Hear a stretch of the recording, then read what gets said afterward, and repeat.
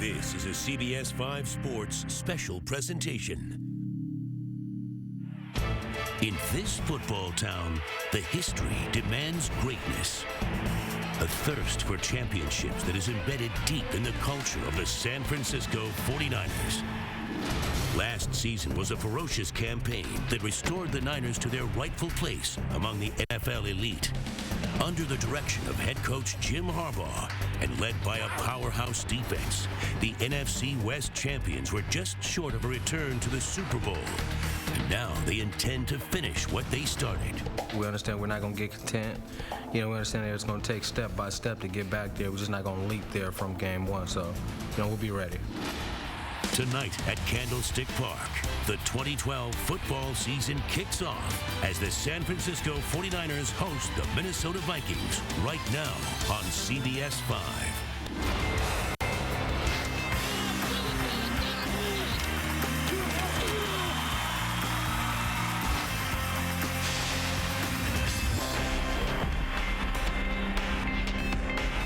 1995 was the last time the 49ers went to the Super Bowl. And after coming up just one victory shy of football's biggest stage, the quest begins anew. The 2012 season will end at the Super Bowl in New Orleans.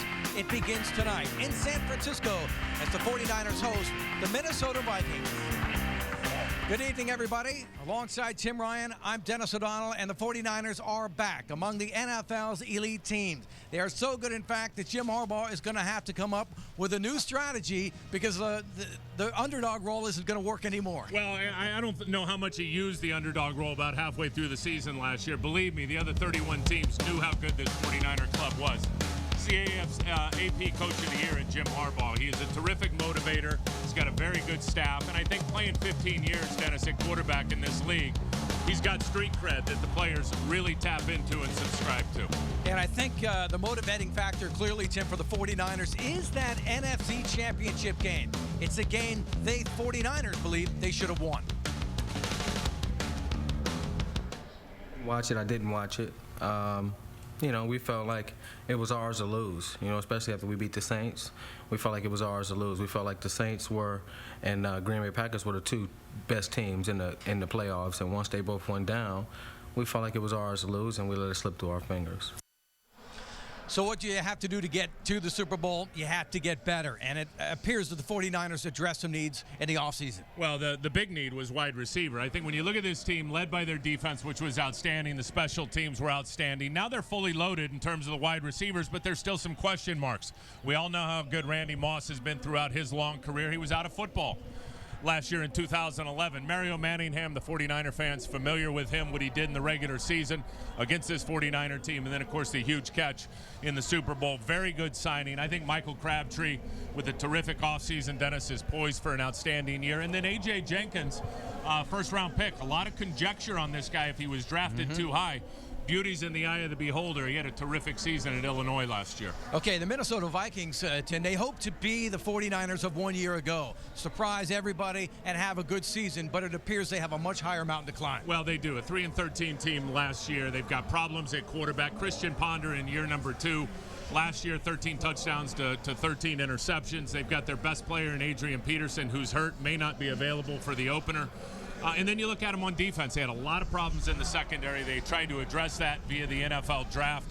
They do have Jared Allen and a defense that had 50 sacks rushing the passer last year. Yeah, look at Toby Gerhart, the Stanford man. You're going to see a good dose of him tonight. It's going to be a little emotion to this broadcast. And for more on that, let's go downstairs to our sideline reporter, Vernon Glenn. Vern. All right there, Gary. Dennis, I tell you what, I only know how to bring it one way, and that is with emotion. And speaking of emotion, boy, we are ready for this one. Vikings and the 49ers getting on. A chance for these guys to hit somebody other than themselves in practice. We do have some late scratches for this game. A couple of defensive linemen, Will Takuafu, Justin Smith will be getting a Veterans Day off. Tight end Nate Bynum will also be out. Wide receiver Joe Hastings and a couple of linebackers will be out. Darius Fleming and Cam Johnson, who I understand, Dennis, went to a really good school at the University of Virginia.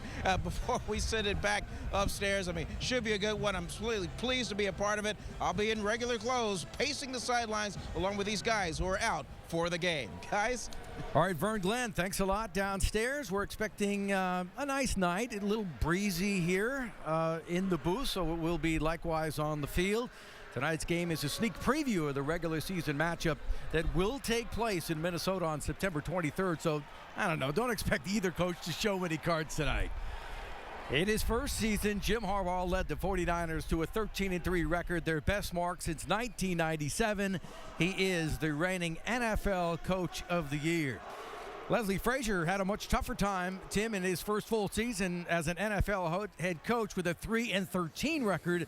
And his defense following the Brett Favre era. This team had a retool, and quite frankly, they're still in the process. Yeah, they absolutely are. And again, you know, the quarterback is the biggest question for this team. Offensively, defensively, the issues were back in the secondary last year. Dennis, they addressed that via the draft, in particular at the safety position. They got a couple of free agents, and they got a new defensive coordinator, Alan Williams, who's got a long history with Leslie Frazier. They coached together with the Indianapolis Colts. Time now for Alexis' keys to the game.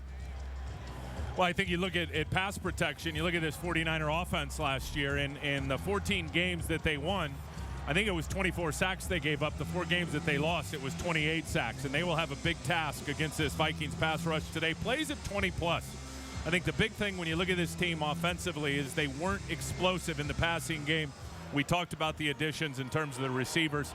We look for the quarterbacks to drive the ball down the field tonight, and then red zone, an area where they were certainly near the bottom of the league last year. And again, I think when you look at Brandon Jacobs coming over from the Giants, you look at LaMichael James via the NFL draft in the 2nd round, and then the upgrades at wide receiver, they should help out down in the money zone, the red zone. How about Giorgio Tavecchio, rookie free agent kicker out of Cal? Born in Milan, Italy, walked onto the Cal football team just 3 days before the first game in 2008, and now he's in the National Football League. Of course, with David Akers, it may be just that he's getting a look for other teams. Akers got that spot. Yeah, this will be a nice addition for other clubs that'll be looking for a kicker. Marcus Sherrill's back deep to receive for the Vikings, and the 2012 season is underway at Candlestick Park. Sherrills takes the ball inside the 10-yard line, across the 15 to about the 17. Now drags his way forward to the 20-yard line. Return of 13 yards. So, Christian Ponder in his 2nd year out of Florida, 13 touchdowns, 13 interceptions. He was sacked 30 times in his rookie season. Really struggled down the stretch and admitted that the 4-turnover game that he had against Detroit in December hurt his confidence.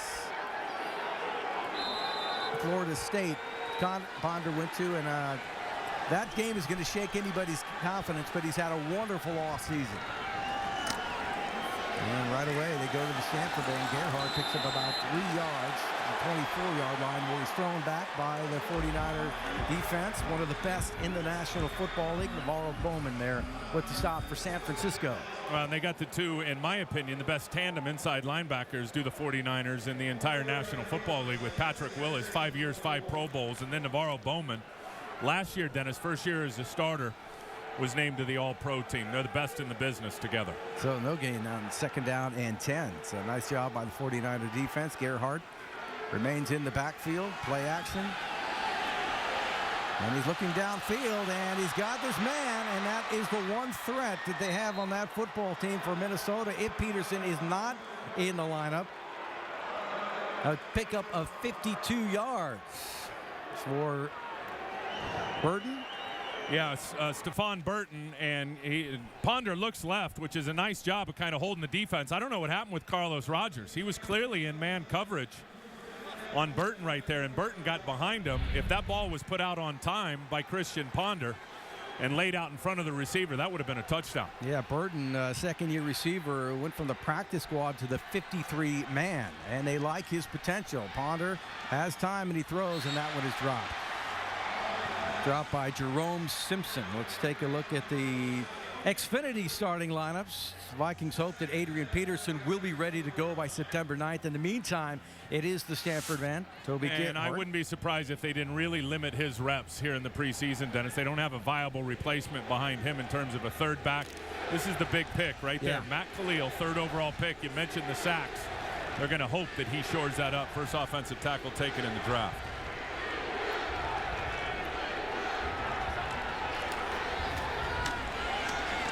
As Gerhardt gets to about the 21-yard line. Take a look at the 49ers defense. Well, they're led by the defensive line. No Justin Smith tonight. I think he's the best in the business at his position. We talked about the linebackers. Ahmad Brooks coming off his best year. And then Aldon Smith.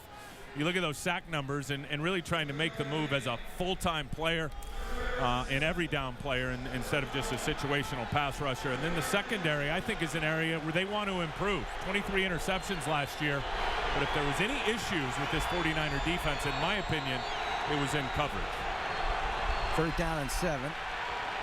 Wright is the receiver in motion at the top of your screen. Ponder, look out, under pressure. Aldon Smith trying to flush him out, does, and it's incomplete.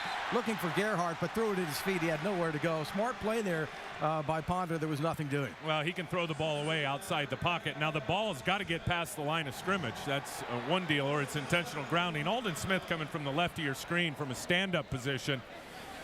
Terrific hand work. Matt Khalil had no chance. That ball got back to the line of scrimmage. That's the question for me, because if it didn't, that's intentional grounding.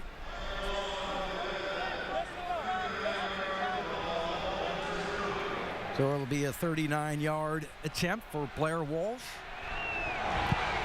Placed down, it is up, and the Minnesota Vikings, by virtue of that 52-yard completion, are on the board with 12:34 left to go in the first quarter at Candlestick Park, and the Vikings leading the 49ers 3-0.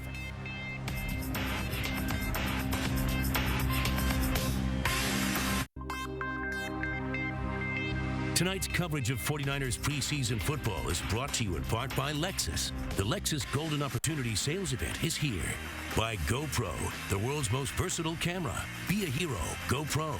By Bud Light, it's the sure sign of a good time. Here we go. And by Barracuda Networks. Complex IT simplified.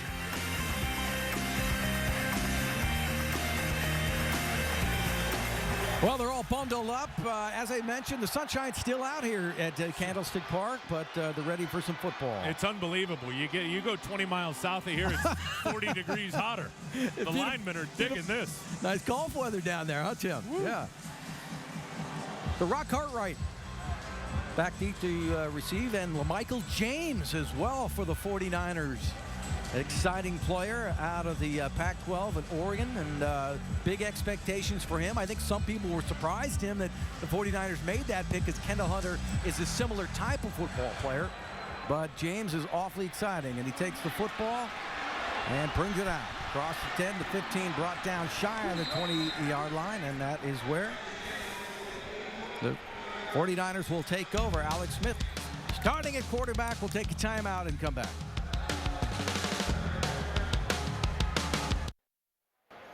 Welcome back, everybody. The Minnesota Vikings score on their opening drive, and now it's Alex Smith and company. Alex Smith, a career year.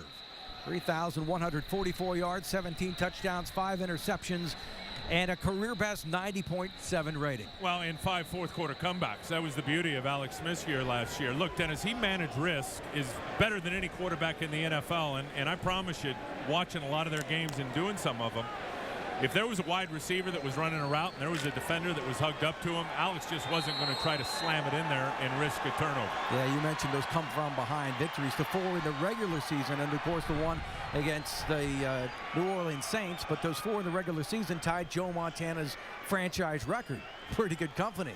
Smith, the handoff to Hunter, and Hunter spins around and fights his way shy of the 20-yard line. Here are the Xfinity starting lineups for the 49ers. Vernon Davis coming off a brilliant postseason in his first 2 playoff games. Davis had 10 receptions, 292 yards, and 4 touchdowns. The preseason battle on the offensive line is going to happen at right guard. Alex Boone currently listed at the number 1 right guard on the depth chart. And Jim Harbaugh told me yesterday he is, without question, the starter at right guard right now. Of course, the veteran Leonard Davis is here. Now bounce to the outside across the 30 for a first down. Rock Cartwright, who came over from the Raiders in the offseason, spent 2 years in Oakland, just 4 carries, 45 yards last year, but he's here for his special teams. Watch Joe Staley. He gets slammed in the backfield pretty hard, but it's the block by Bruce Miller and the kick out that opens it up for the big pop. Yeah, nice job by Rock Cartwright. He picks up 19 yards, gets the ball to the 38-yard line, so a first down for San Francisco.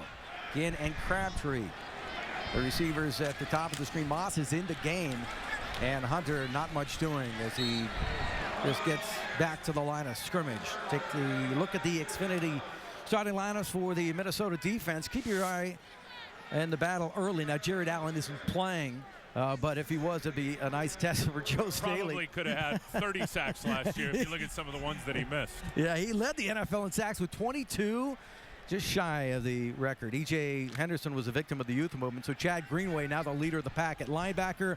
And there might be a shortage of jobs nationally, but not in the Vikings secondary. They are really struggled in that position last year. Second down 8. Got a little test up top for Randy Moss at the top of the screen. And it's complete to Crabtree. And Crabtree, a short gain, tackled immediately by Chris Carr, another former Raider. But Crabtree playing in his first preseason game, Tim. And he's coming off of a calf injury, and he had it last week, and he missed, I think, 3 or 4 days of practice. You look at that year that he had last year. This is the number they'd like to go up. The 72 catches, career year. You'd like the average to go up a little bit, but most importantly, you'd like to see Michael Crabtree get in the end zone more. Be third down and 5 for the 49ers. Ball at the 43-yard line. Getting the receiver in motion, and he's looking for Delaney Walker. Now scrambles away, gets away from one man, gets to the 47-yard line, very close to first down yardage. Here's why they trust Kendall Hunter, and it's been a terrific offseason for the second-year pro. And watch him in pass protection. He's sitting there, and he's going to have the inside linebacker who's coming up in the A-gap right between the guard and the center, and he just picks him up and is able to ride him to the side. Alex Smith, nobody open down the field, and he tucks it and runs and gives himself a third and manageable. Well, he's had a terrific offseason. You look at Kendall Hunter, you go back many, many years. The last time they had a backup running back with the year that Kendall Hunter put together last year was Kevin Barlow many years ago. Absolutely a fabulous pick by the 49ers last year. There is a timeout on the field with 9:14 left to go in the first quarter. It's 3-0 Minnesota. Why not? Brandon Jacobs, 49er addition to the backfield, and this is why he came in, Tim. They needed a short yardage guy who could churn out the 1 or 2 yards, and there he is. Well, he is a beast at 260-plus pounds. Good block by Jonathan Goodwin up front. And then Bruce Miller getting a nice look up inside there. You know, Brandon Jacobs, when you look at him, I think the whole knock on him throughout his 7-year career is he runs high. When that guy can get his pads down and cross the line of scrimmage square as he did there, he is very difficult to stop. False start, 76, offense. 5 yards, still first down. Yeah, we do have replacement officials as they try and work out a new agreement. You know, and look, it's gonna take these guys a while to get up to speed. There's a 5-year qualifier for referees in the NFL before they can ever referee a Super Bowl. Why? Because I think the head of officiating, and Mike Pereira is a good friend of mine. He's now with us over at Fox Sports. I mean, it takes 5 years for guys really to figure it out at this level. So these guys are going to need every preseason game to get it going. Kendall Hunter, some running room off left tackle, gets to the 40-yard line, and he will be close to a first down, a pickup of almost 15 yards. Mike Iupati got a nice kick-out block there for Kendall Hunter. So we got a microphone on the head coach, Jim Harbaugh, tonight. Here's a little taste of what we're going to get tonight.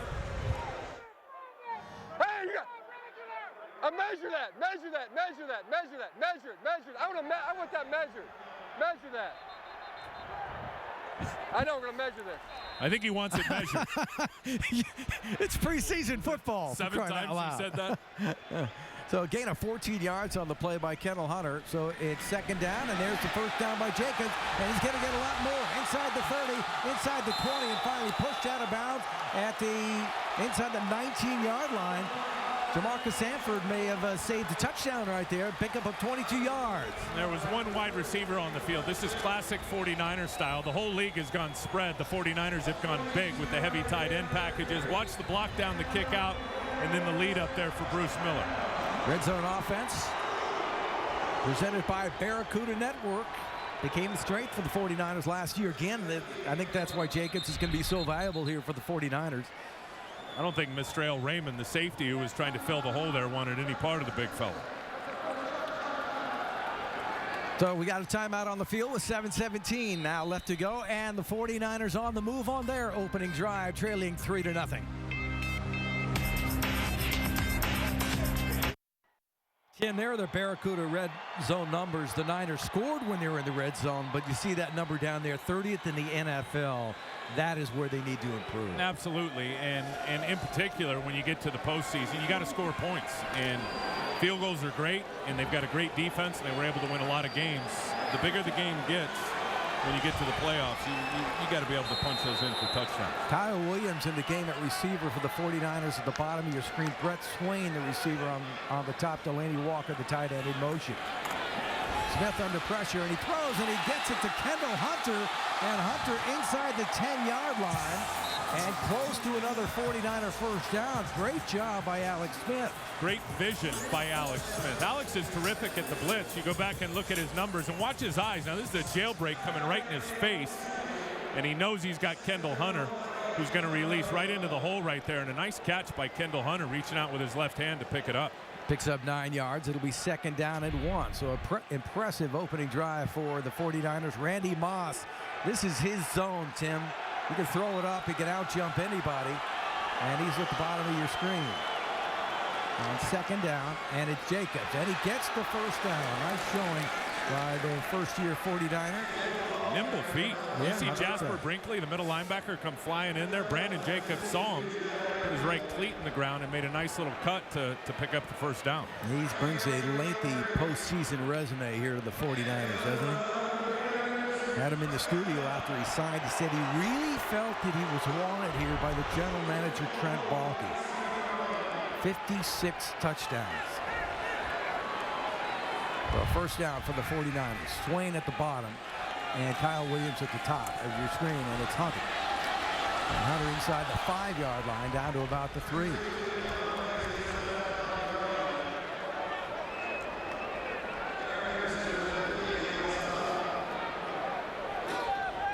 To everyone that says preseason doesn't matter, it mattered to Kendall Hunter. I think he was a real find as the 4th-round pick last year, Tim, and led the 49ers in preseason rushing last year. He won the backup job to Frank Gore, and he totaled 668 yards from scrimmage.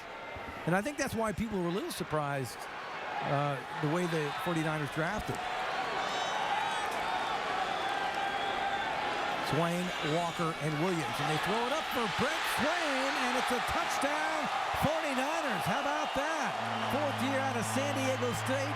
Spent his first 2 years in Green Bay before coming to the 49ers last October.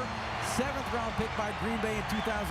He's got a touchdown tonight. And he just beat a very good corner. There's the matchup in Chris Carr, and he sticks him inside, which means he attacked the inside leverage of Chris Carr. Alex is on it the whole way, knowing he's got isolated coverage out there on the receiver. Very good throw over the back shoulder of Carr. He never saw it. That was a nice move by Swain, again, to sell the inside and then break to the outside, and Alex saw it. DeVecchio will attempt to point after. 12 plays, 84 yards, 7 minutes and 21 seconds. Heck of a drive by Alex Smith and the 49ers as the Minnesota comes out first. They get a field goal. The 49ers go the distance. 5:13 left to go in the first quarter. 7-3, San Francisco. GoPro all 22 replay. And look at this. I mean, he's got outside leverage, which means Chris Carr is trying to force Swain inside to where his help is. He never gets a hand on Swain, who sticks it inside, couple chops, and then right back to the outside. Chris Carr never sees the football. Boy, nice adjustment, too, there by Swain. It was a great adjustment, really, to attack the inside, because Chris Carr wanted him to go inside. That's why he lined up in what we call outside leverage, knowing his help was inside. And Swain really sold it hard like he was going inside and then broke to the corner. I don't know if we'll see any more of Alex Smith, but we Excellent opening drive. Tavecchio will kick as the ball. A little bit of wind picking up here at Candlestick Park. Sherrill's back deep to receive for the Vikings. Undrafted in 2010, 15 weeks on the Vikings practice squad, activated for the final game of last year. He called his redshirt year in the NFL.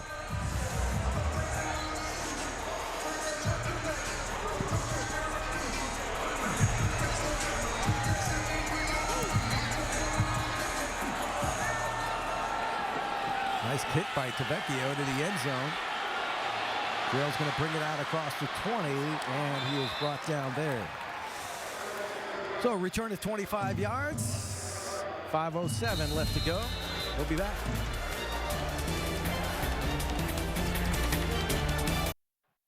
'49ers score to take the lead, and Jim Harbaugh unplugged. Here's his reaction to the score.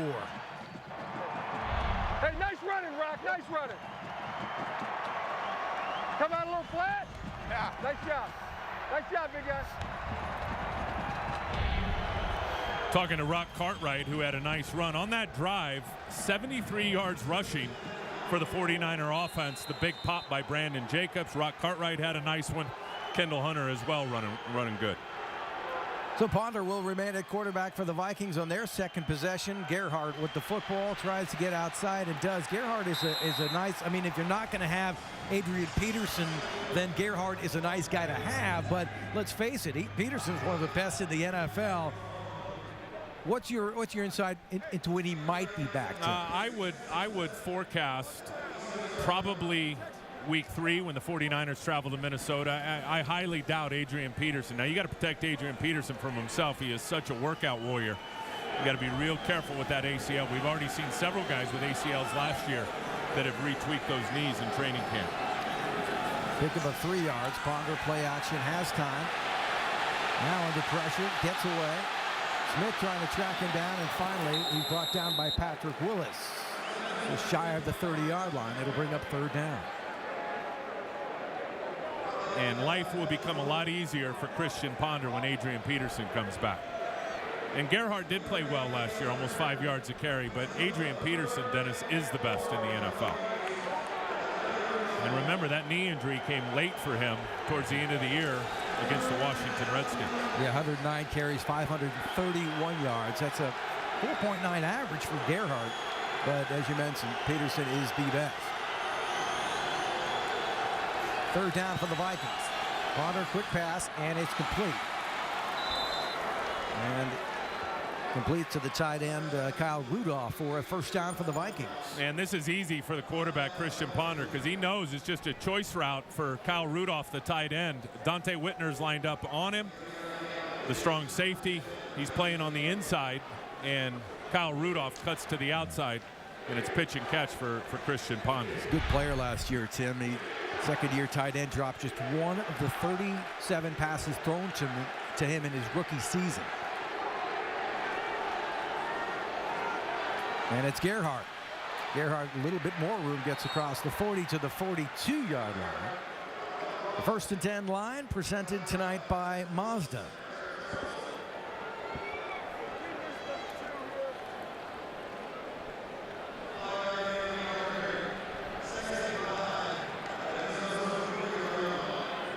Hard to imagine the 49ers defense, Tim, getting better than they were a year ago as the starters remain in the game. And had a fantastic conversation with Vic Fangio in a meeting yesterday at Niner headquarters. And, you know, he coached 4 great linebackers in New Orleans. You might have heard of a couple of those names. Ponder throws, and it is complete. Rudolph again, and he gets 1st down yardage inside the 45-yard line. A nice job by the Vikings quarterback as they went down the field with a field goal, and now they're on the move again. And good job in protection. Navarro Bowman comes up inside, and it gets picked up by the running back, actually gets knocked down. And again, it's Ponder to what I anticipate going to be certainly one of his top 2 targets this year, Kyle Rudolph. Well, he needs Percy Harvin, too. Has been an issue with the Minnesota Vikings. Not particularly happy here. And here's Mod Brooks, who went across the line. Neutral zone infraction, 55, defense.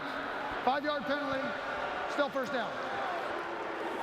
You talk Kyle Rudolph in the year that he had last year, the tight end, the second rounder. Dennis, he was coming off a torn hamstring from when he his senior year at Notre Dame, and was really never right for most of the year last year. And I know in talking to some of those guys, really feels like that hamstring is back to 100%. And with the addition of John Carlson, the other tight end, you see a lot of heavy 2 tight end packages for the Vikings. And at Jenkins at the 33-yard line, he lost the football, but they're saying he was down.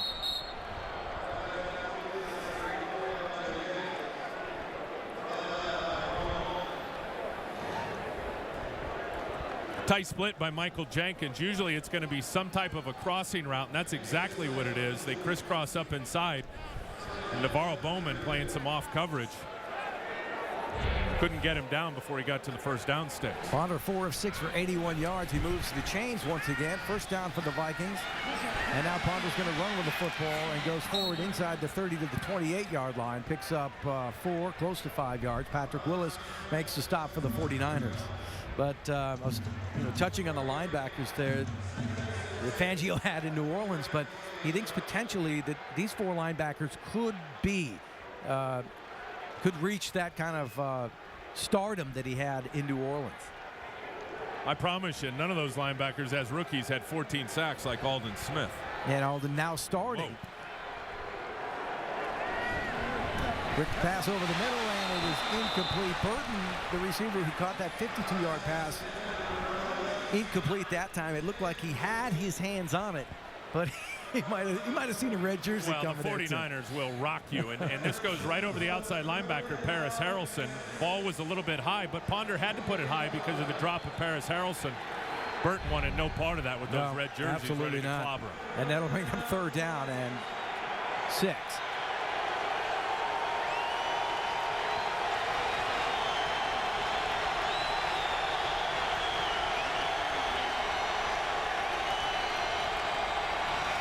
Willis came on the blitz, and Gerhardt able to get outside inside the 20, breaks the tackle, and gets first down yardage inside the 15-yard line. Ray McDonald forced him out of bounds, but that's a 15-yard gain by Toby Gerhardt. And a good illustration of the power of Toby Gerhardt, because he just ran right through an arm tackle from Ahmad Brooks.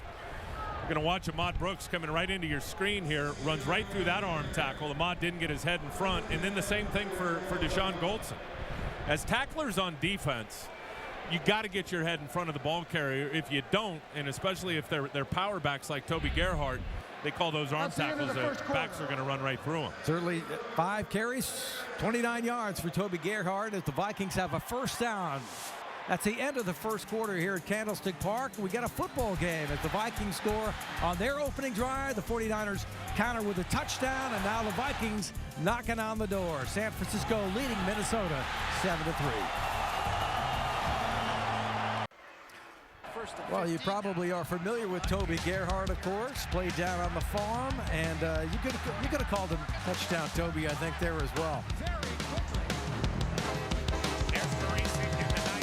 Gerhardt, a brilliant career down on the farm, and now making it with the Minnesota Vikings. And I suppose if you're a running back and you get drafted by the Minnesota Vikings, one you're thinking, oh my God, with Adrian Peterson, but Peterson goes down with the ACL, and he has stepped in and filled in quite admirably. You know, he went down in that Redskin game, Adrian Peterson. Gerhardt came in and had a huge afternoon against the Redskins.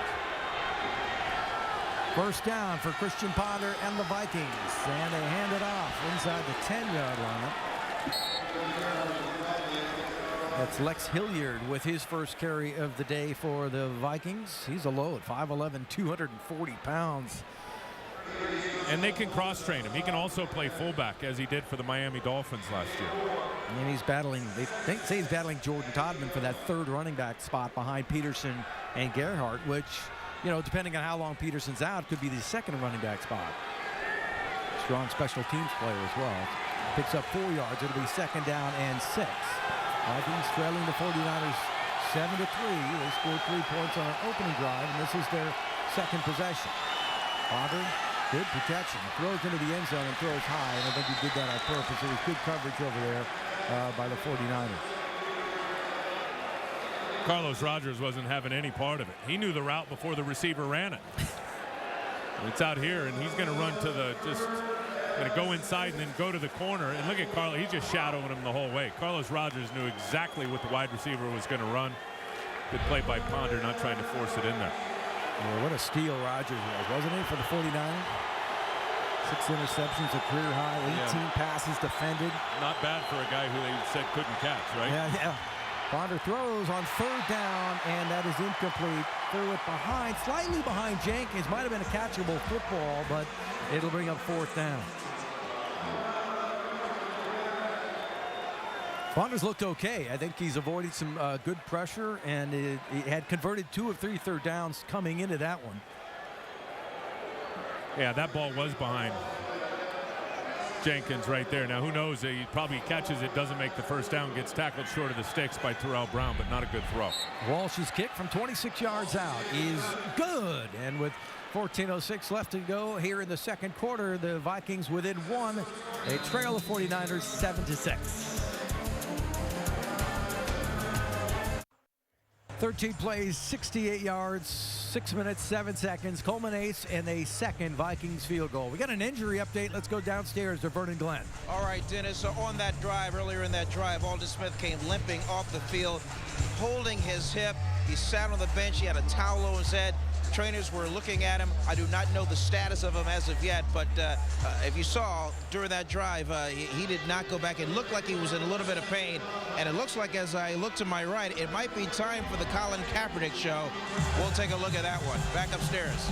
Okay, Vern, it might be time for the 49ers make a change at quarterback. Alex Smith did a great job in his opening drive. Took the 49ers down for a touchdown. Walsh kicks off for the Vikings, and LaMichael James is not going to get the opportunity to return that one. So a deep kick there, and the 49ers will have the ball at the 20-yard line. Colin. And here's where Aldon hurt his hip, and he was in pursuit. And you can see it right here as he's trying to track down Toby Gerhart, and he gets tripped up by his own player, and it looks like a hip pointer just fell right on his right hip. That was the first thing that made contact on the ground. See how he got tripped up right there? I think that was Dante Whitner that he tripped over and went right down and fell on his right hip. Yeah, hardly a player the 49ers can afford to lose. Colin Kaepernick in at quarterback for the 49ers, and I think everybody wants to see the progress that the 49ers second-year quarterback is going to have. And LaMichael James with his first carry as a San Francisco 49er picks up about a yard. It'll be 2nd down and 9. I love this. No huddle for Colin Kaepernick. Here we go. Kaepernick, remember, very athletic. He can run with the football, and there he goes. And he's got a first down. Look out. Midfield. Go, Colin. Inside the 30, the 20, the 10. Touchdown, 49ers. 78-yard run. Chris Cook trying to track him down, but he had no chance. Well, and Colin Kaepernick did this in Nevada. And that's just the zone read play, and he's reading the defensive end who bit hard down the line of scrimmage to the run fake, and then it's Colin Kaepernick off to the races and makes a house call. There's a good example of those 4,000-plus yards rushing. You see the defensive end bite down? Colin sees it, and he's gone. Chris Cook, who's in pursuit, now he's going to get the long arm, the straight arm from Colin Kaepernick, and then Colin punches it into the end zone. Very good job there, just actually reading the defensive end and then using his athletic ability to take it the distance. Well, I can't wait to hear the microphone of Jim Harbaugh's reaction on that one. Pinocchio to attempt to point after, and it's good. So a thrilling touchdown run by Colin Kaepernick with 13:38 left to go in the second quarter. Okay, here's the GoPro All-22 replay. Yeah, and there's the read right there, the defensive end, Nick Reed, who is going to bite on the run action away. Colin Kaepernick knows right now, see ya, and then gets a very nice block by Brett Swain right there. And as I said, 4,000-plus yards rushing at Nevada. Colin's used to covering a lot of real estate. You're not going to catch him. Yeah, and I think of all the 49er players, he maybe more than anybody was looking forward to this season, because he didn't get much time to work out last year because of the work stoppage, Tim, and he had a rough preseason. Well, he came from a pistol offense with a simplified passing game, and it's a whole different animal in the NFL, the Sunday afternoon league. And then when you have the lockout and you don't get in till late and you can't digest the offense, No, I know he's very excited here for year number 2. Really nice person as well. We got to meet with him for 20 minutes yesterday and talking about how much he thinks that he's improved coming into this season. And Burton becoming a nice player tonight for Minnesota. Had that 52-yard catch. Nice return there, but we got a flag.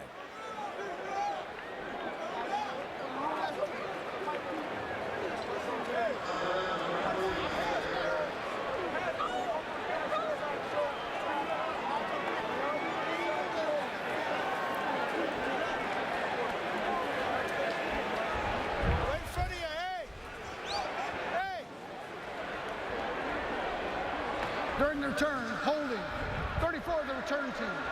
10-yard penalty from the spot of the foul, or excuse me, half the distance, first down. Well, let's hear Jim Harbaugh's reaction to the touchdown. Woo-hoo! Yeah! How about that for the capper? The Gaffer. We got a name for him now. The Gaffer. Pick up about 2 yards. Nice job by Myers. Come up and get him. Larry Grant, what spectacular job at Lex Hilliard with his carry for the Vikings, second carry. But Larry Grant was just spectacular for the 49ers last year. Remember, Patrick Willis went down, and Grant in his 4th year out of Ohio State.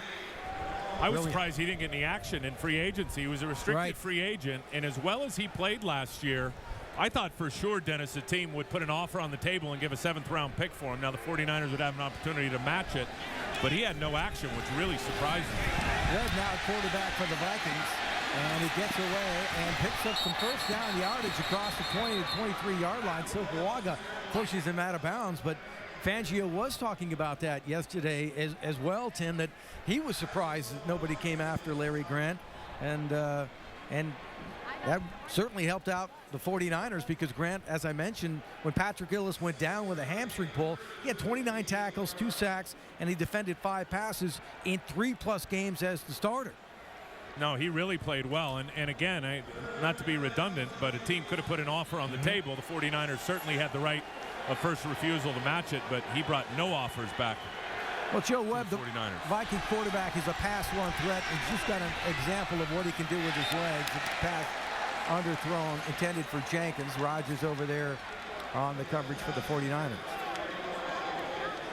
I'm interested in how long the leash is going to be for Christian Ponder, the last year's first-round pick, the quarterback, because if they got a little bit of a break at the start of the season in terms of how their schedule starts, but boy, if they get halfway through the season and things aren't going good, Joe Webb can certainly give them a spark. It'll be interesting to me to see how long they really stay with Christian Ponder if they're not winning games. Yeah, I said that that was Rogers Culliver now in the game at cornerback for the 49ers, and Kyle Williams back deep to receive for the 49ers, standing inside his 40-yard line. We got a flag. Ball start, 37. 5-yard penalty, remains 4th down. Well, I talked about players who might be anxious for this season to begin so they can forget the last one, and you're looking at one guy. And Kyle Williams was a valuable member of this football team for sure. 20 receptions, 241 yards, 3 touchdowns. But people are going to remember those fumbles. In those conditions, he shouldn't even have tried to return a punt, Dennis, in that game. Go back and watch what the Giants did. They had 2 guys back on every punt return. And he takes it inside the 40, and Williams with some room. And Williams at the 41-yard line finally brought down as he tries to leap over the defender. A return of 22 yards. That's got to feel good for Kyle Williams. 12-10 left to go as the 49er defense holds for the first time. It's 14-6.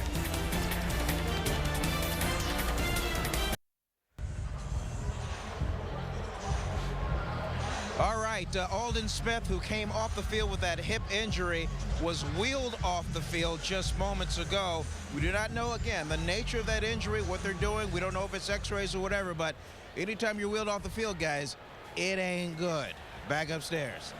Yeah, Vern, I don't know if you've ever had a hip pointer, but they are bad, and it hurts initially, but then you sit down, and 10 minutes later, you can't put any weight on the side of your body where you got the hip pointer. That's speculation, of course, that it is a hip pointer. 1st and 10 line presented tonight by Mazda. But if it is, how long is that type of injury can keep you out?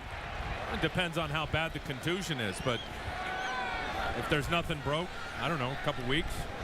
I don't think it'll affect him for the opener. Kaepernick will be brought down on the backfield. Sack. Brought down by big Fred Evans, and Fred is certainly a big one. That's the Vikings' first sack. Evans goes 6'4", 305, sixth year. Started in 5 years. Has just 54 tackles, so he's a guy that's looking for an opportunity. Well, they've been trying to replace Pat Williams for a couple years next to Kevin Williams inside, and he certainly has that opportunity, Fred Evans. That's a loss of 6 yards. It'll be second down and 16. Ball at the 47-yard line. 49ers have scored on their first 2 possessions. And the pass off to completed to Williams at the 42-yard line. So Kaepernick, the short completion. What are you looking for in the improvement of Colin Kaepernick? Well, I'd like to see him make decisions and get the ball out quicker. And again, it's a little zone read with a pass on the end of it. It's not the run play. But I just like to see him be efficient in the offense, Dennis. Get back, get the ball out on time. Most importantly, get through your progressions. If the first one's not there, get to the second one. If that's not there, get to the third one. But get the ball out on time. Third down and 12. 49ers with 3 receivers. Good pass protection in the pocket, and he steps up and made lucky that one's been picked off. Well, that was late. That's exactly what I'm talking about with Colin Kaepernick. He did a fine job, Dennis, of stepping up in the pocket to elude the outside pressure and trying to get it to A.J. Jenkins there, but the ball is late. See, the receiver just made his break. That ball has got to come out, and Colin was looking left and then came back to the right, and that was a second late getting the ball out, and you're right, he's lucky it wasn't intercepted. Zachary Bowman was the defender on the coverage. Andy Lee will punt for the first time. Look at that. Selected to the Pro Bowl in 3 of the past 5 seasons. And there's no problem with the 49ers when it comes to your punter, your kicker. 9th year. New contract for Andy Lee. Indeed. And that's why right there. Inside the 5-yard line, and the Vikings will have difficult field position. I mean, this guy netting an NFL record 44 yards per punt in 2011, and he goes to the Pro Bowl. And as Tim mentioned, he gets a 6-year extension on a 39-yard kick inside the 5-yard line. Home field advantage has a new home. Join the new stadium waitlist today. Join your fellow 49ers faithful at the new Santa Clara Stadium. Seat selection begins in September. Visit newsantaclarastadium.com to learn more. And I was there yesterday, and probably at 49er headquarters, you know, periodically throughout the preseason, that thing is going up fast. It's ahead of schedule, and team owner Jed York will be with us in the third quarter to talk about that and a little bit about Candlestick Park. Webb in trouble in the end zone, now throws, and it is complete. Good coverage there by Spillman. That ball was just on the money. So he completes it to Deontay Purvis with his first reception for the Minnesota Vikings. Well, that's what Joe Webb can do. A good example of how he can get on the move and on the run, deliver an accurate football, because it was good coverage, as you said, by Spillman. He's going to look left now. Here comes the pressure. He rolls out to the right on the run. Good throw.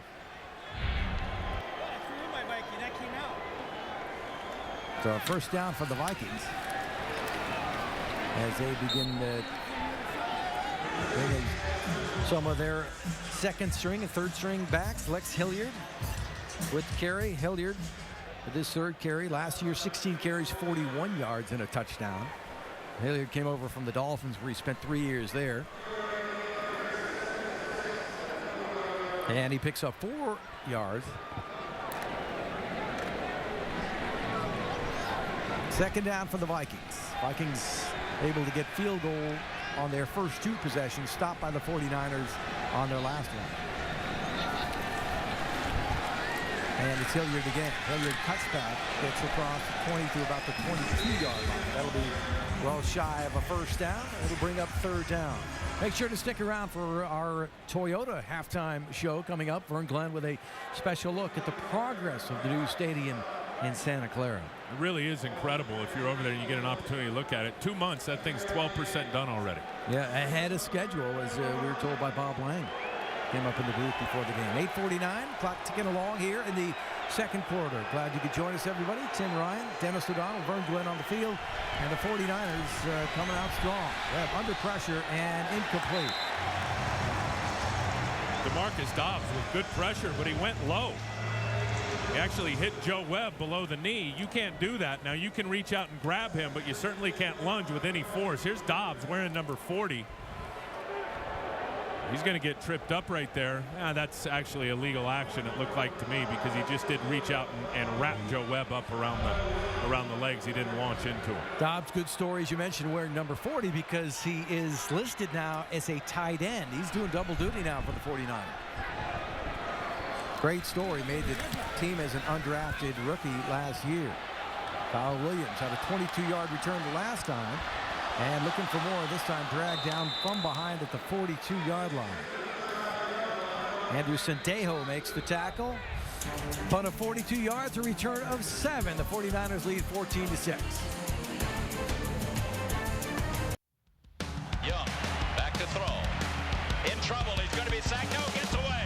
He runs, gets away again, goes to the 40, gets away again, to the 35, cuts back at the 30, to the 20, the 50, the 10. He dives, touchdown 49ers. Yeah, came against the Minnesota Vikings, and I think that obviously one of the greatest runs in 49er history, and I've been a big fan of Lon Simmons for a long time. I thought that was his best call that he ever made. And he was a long-time announcer for the Giants and the 49ers, but that ranks right up there. And LaMichael James with the football. Not much doing. It's back to the line of scrimmage. Tell you a guy I think that might be on the roster bubble, Dennis, is Anthony Dixon, who is a terrific special teams player, the running back, but he's actually going to play some fullback, and he did on that last play, and I think went to the coaches and said, look, the more I can do, if you want to line me up and try me at fullback, let's do it. And that time he was the lead blocker for LaMichael James. Brandon Jacobs back in the game for the 49ers. He's looked good early. Kaepernick throws, and it's complete. Kyle Williams out near midfield, pushed out by Burton, short of a first down. Kaepernick on the move. Kyle Williams coming from over here. They call it crossfire, which means he's going to cross the formation.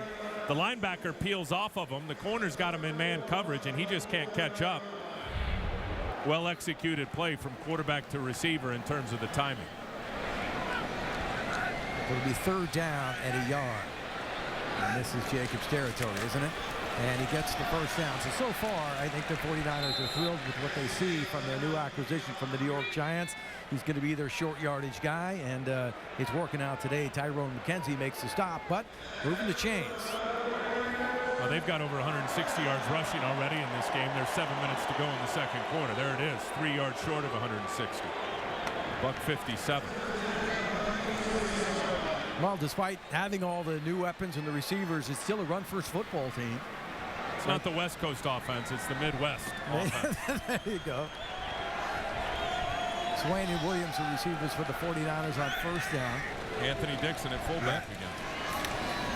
And on the reverse, then it's Williams. And Williams tries to cut inside. That was smelled out pretty good defensively by Harrison Smith of the Vikings. And that's their top pick. And that's an area in Minnesota, when you looked at them, they were so good at rushing the passer, 50 sacks. But their secondary, because of injuries and really lack of quality play, they were terrible. And they addressed it with their first pick out of Notre Dame, Harrison Smith. Yeah, both starting safeties from last year are gone. So he's gonna be starting early. Or certainly will have the opportunity to start early. They traded down to get Smith in the first round.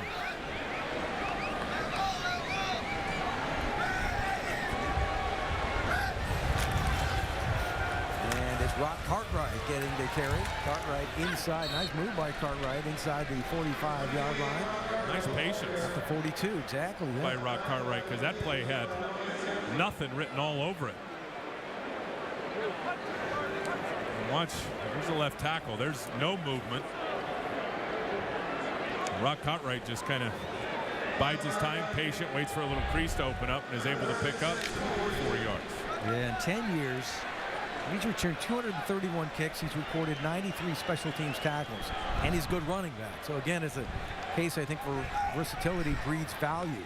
Trent Baalke is going to have to cut a good running back on this roster. I'll tell you that right now. Kaepernick tries to run for the first down, and I think he lost the football, but their officials say he is down at the 35-yard line. That's a first down for the 49ers. A.J. Jenkins is the man who fell on the ball, but was ruled down, so the Niners have it. Another first down. Yeah, good awareness by Kaepernick. Now let's see if this ball comes out before that knee is down. No, there it is. The right leg is down before the ball comes out. The ground can't cause a fumble. Good job, though, keeping his eyes up and seeing the pressure coming up inside and able to make something and pick up a first down. Niners on the move again. Ball at the 35-yard line, first down. And it's Dixon. And Dixon not much, maybe a yard or two. But Anthony Dixon, in his third year, saw his production drop off from his rookie season. Dixon carried 29 times for 87 yards in 2011. If you compare that, 70 carries, 237 in his rookie season. And he had just 3 carries in the postseason. Of course, that was Kendall Hunter. Kendall Hunter factor. Pickup of 1, so it'll be second down and 9. Under 4 minutes to go, left in the second quarter. Tim's now in at receiver for the 49ers. He's the guy they like, and the pass is complete. And it's A.J. Jenkins who catches the ball for the 49ers inside the 20-yard line. That is a terrific throw from Colin Kaepernick. And they've had him on the move here and getting him out to the right. Here's you're going to see a little play action. He's going to roll out. A.J. Jenkins, who just runs an out route. Nice route, creating separation from the corner, but again, that ball was on time. That's how it's supposed to work. Get Colin Kaepernick out on the edge, letting him threaten the line of scrimmage. And he threads the needle to A.J. Jenkins. And it's LaMichael James who stumbled. That had a chance. That had a chance for a big play right there. Huge hole right there. Larry Dean is the man who makes the tackle, but that was slowed down by the fall. Well, I think people were awfully happy. 49er fans seemed to be when Michael James came up. The Red Zone presented by Barracuda Networks. James, a second-round pick out of Oregon. Harbaugh's war room philosophy had to be, if you can't beat him, draft him. Harbaugh's last college loss came against the Ducks when James carried for 257 yards. He had incredible numbers and can run between the tackles at his size, which is impressive. Second down. Nice block there by James. And it's incomplete. He was looking for Jenkins. Jenkins got to catch that. And again, you got to be impressed with Kaepernick. Dennis, the ball comes out on time. He reads off coverage. Out there with A.J. Jenkins. A.J. Jenkins is out here to the left of your screen. He's just going to run a stop route. 3-step drop. Ball comes out on time. Delivered with accuracy. Hits Jenkins right in the hands, and he drops it. Do you see that block by LaMichael and James in the backfield? Nice job. And he's giving away a lot of size back there as well. It'll be third down and 7. James, a lone man in the backfield. Nathan Palmer is the receiver in motion, and the 49ers like him as well. Kaepernick throws, and it's complete. And it is Palmer. He is going to be shy of the first down. He needed to get inside the 10 to about the 9-yard line. He's had a good camp. He's got a chance to make this team. And you know, Trent Baalke's got to divide the roster and Coach Harbaugh how they want it. And they'll keep the best 53, but in my mind, there's a chance they will keep 6 receivers, and this guy could be one of them. Yeah, undrafted rookie out of Northern Illinois, 5'11", 195. That's a 2-minute and as Tim warning. said, he made a strong impression in camp. Yards are long, but practice squad definitely a possibility, and maybe even the 53-man roster.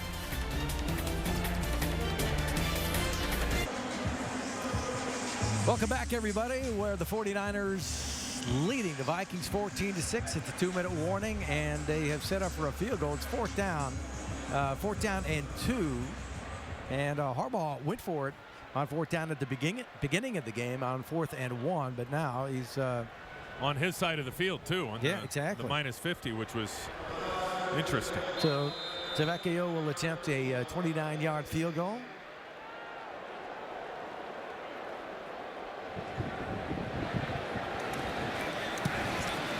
Well, the Vikings had a pretty good shot today. The kicker out of Cal looking awfully good as David Akers gets the night off in the first preseason game, and the 49ers tack it on and lead 17-6.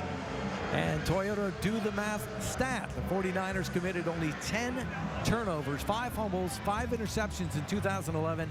That tied the NFL's single-season record set by the Patriots. And my question for you, Tim, is there's 2 numbers. That's one number. I don't know how you can improve on that. The other is the plus-minus turnover ratio, in which the 49ers led the NFL at plus 28. Yeah, well, those 10 turnovers by the offense, 10 giveaways. There was 38 takeaways by the defense, which is a huge number.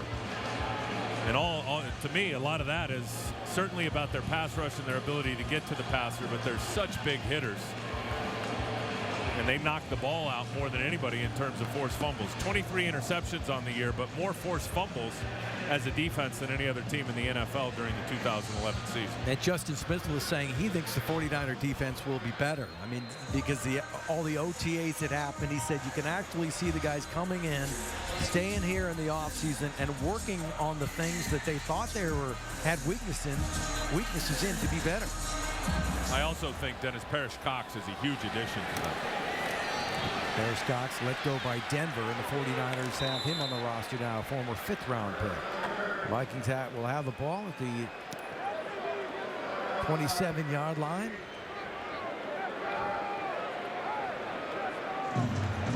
There's Dobbsy. Nice pass rusher last year for the 49ers in reserve. He had a remarkable preseason, and that's where he made the football team. He was an undrafted football player, made it now, working on both sides of the ball. And gives him, position versatility, and may allow him to keep another player in another position and only keep 2 tight ends. There he is right there. Any other quarterback, he sacks. Joe Webb's just got very good mobility. Now the officials are saying that it is grounding. The ball didn't get back to the line of scrimmage.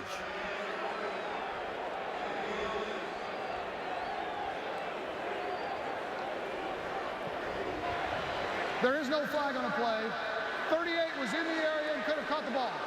Yeah, that's a good point. There was a receiver in that area. So your impression of the official so far? Nondescript. I mean, I thought, I brought up the point. Good job there by Dobbs. I brought up the point early in the game that they may have missed an intentional grounding, but they didn't, because there was screen action on the play, and quarterbacks are allowed to throw it at the feet of a receiver during a screen play. Second down, Webb throws, and that's incomplete. Well, I thought it was good coverage by Culliver, but now a flag comes in. You can't play over the top of a receiver. He's certainly got his right to the football, but he can't run up the back of the receiver to get his hands on it for a pass breakup. Yeah, I think Culliver just made great progress. Pass interference, 29 of the defense. Ball will be spotted at the place of foul. Automatic first down. We're going to see him, and he's just going to drive on the football right there. Yeah, he's got contact while that ball's in the air. It's a good call by the official. 3 penalties, 21 yards now for the 49ers. But I thought Culliver made great progress last year, becoming the 49ers nickel back. He had to learn fast, but he held his own against Calvin Johnson and Deshaun Jackson. And here comes the Niner pass rush again. Harrelson and Dobbs were in to get him out of the pocket. But again, that athleticism that you referred to, Tim, he turns a negative into a positive across the 40. He picks up about 5 yards. He's a terrific runner, and Paris Harrelson's kicking himself on this one, because as a defensive end, Dennis, and here's Paris, you got to aim for this upfield shoulder, the right shoulder of Joe Webb. You see him as he flattened it out.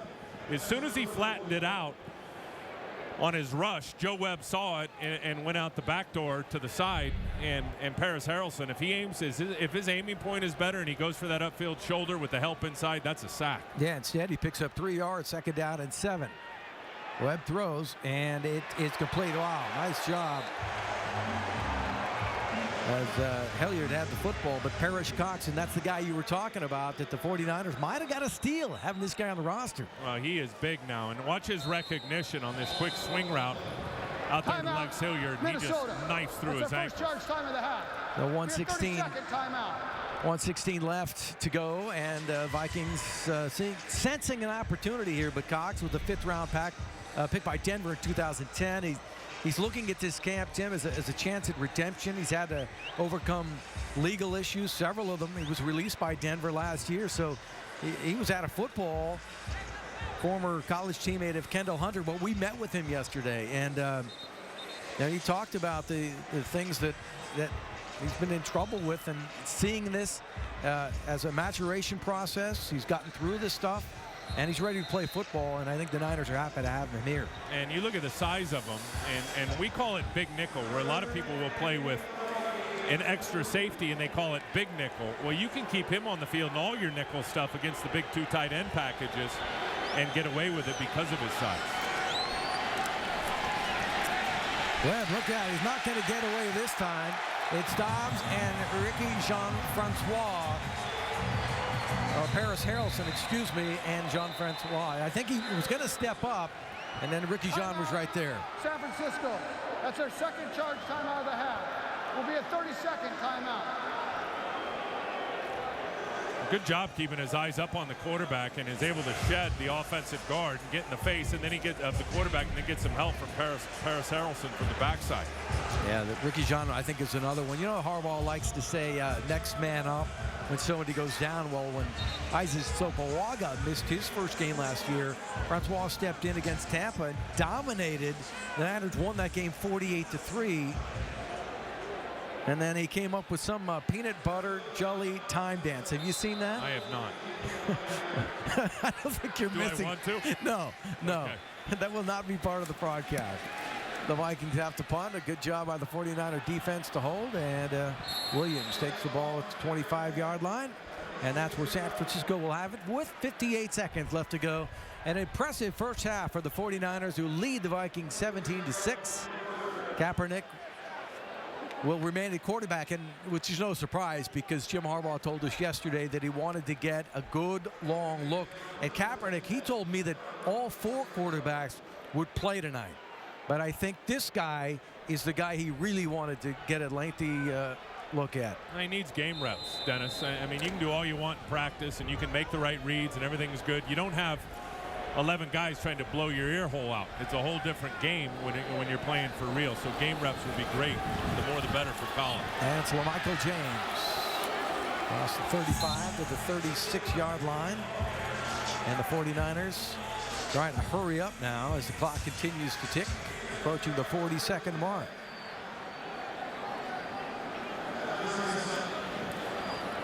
And it's LaMichael again. Oh, the fake, excuse me.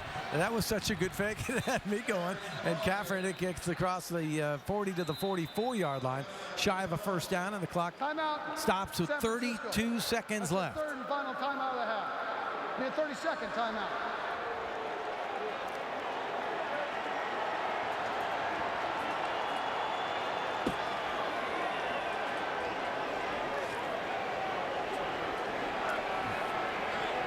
Michael James, the 61st overall pick last year out of Oregon. Of course, the Niners' #1 pick was A.J. Jenkins, so we're getting a lot of look at the Niners' first and second round picks. Here's the beauty of those picks, and LaMichael James and A.J. Jenkins, young players on a veteran football team. You don't have to ask a lot out of them in their rookie seasons. They can learn this thing slowly and mature slowly for the 49ers.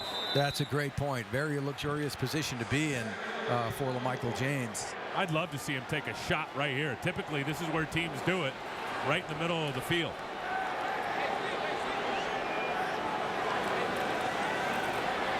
And Kaepernick throws, and it is incomplete. He was looking for A.J. Jenkins, who was well covered by Sherrills over there. With 27 seconds left, it'll be third down. Can you imagine being A.J. Jenkins and having an opportunity to learn from a guy like Randy Moss?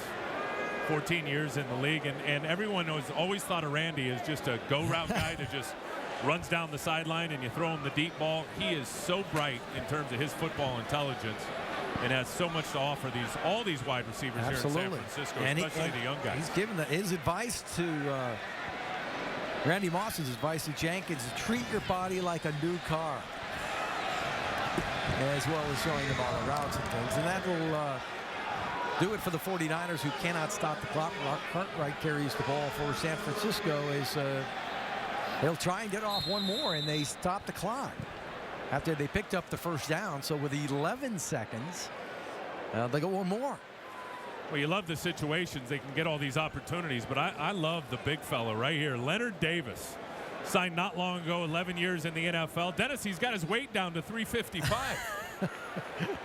And he just chews up the defensive end who tried to cross his face, which really created a nice little gap there for Rock Cartwright. You talk about guys giving advice. Leonard Davis has done that with Alex Boone, and of course Alex Boone is the first-string player, but Leonard Davis has a lot of good advice to give, so he's doing the same thing that Randy Moss is on the offensive line. So Kaepernick trying to hit Paydirt here as the seconds tick away, and it's Rock Cartwright at the 40-yard line. And this time, I don't believe Kaepernick will be able to spike the football. No, he will not. As time runs out here. That's the end of the first half. In the first half, a very impressive one for the 49ers. And I think Colin Kaepernick showed some growth. A great possession for Alex Smith as the 49ers are leading the Vikings 17-6. And let's go down to Vern Glenn with the coach. All right, Coach. Wow, looked like you picked up where you left off from last year. What do you have to say about this performance by this team in the first half? I'm just excited watching our team play again, and young guys, individuals that are making, making statements. So mainly, we're just going to have data after this game, and to analyze and have a foundation to move forward. That play by Colin Kaepernick, wow, just like you drew it up on the board? Yeah, and I love the way he finished the run too. He finished it. Great job by A.J. Jenkins finishing on the catch on the boundary. A lot of good things. We'll go in here at halftime, see if we can do some good things here in the second half. Okay, have a great second half, Coach. All right, almost 200 yards of rushing in the first half alone. That was impressive. Back to you upstairs. All right, Vern, thanks a lot. It is 17-6, the 49ers over the Vikings at halftime. Stick around. When we come back on the Toyota Halftime Show, Vern Glenn will show you the progress of the new stadium in Santa Clara.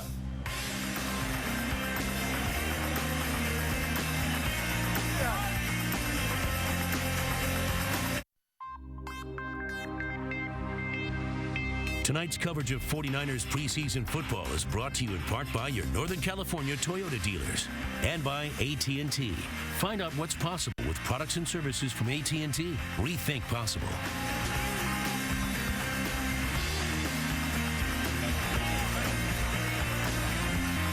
Welcome back, everybody, to Candlestick Park. It's my pleasure to welcome in the booth president and owner of the San Francisco 49ers, Jed York. And Jed, thanks for coming in. And thank you. I know the season didn't end the way you wanted to on this field, but is this a nice beginning to a new season, which many feel the 49ers can go to the Super Bowl?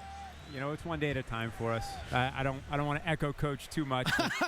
You sound like Jim Harbaugh. But that's what it is. And we're played okay in the first half, but there's still a lot of things we need to correct, and that's what preseason's for. Dennis, you got to ask better questions. You're the master of the obvious. Yeah. Hey, are you the low-hanging fruit? Going for it, bro? What's up with that? Yeah, I like it. It's a Friday. Kind of let the beard go.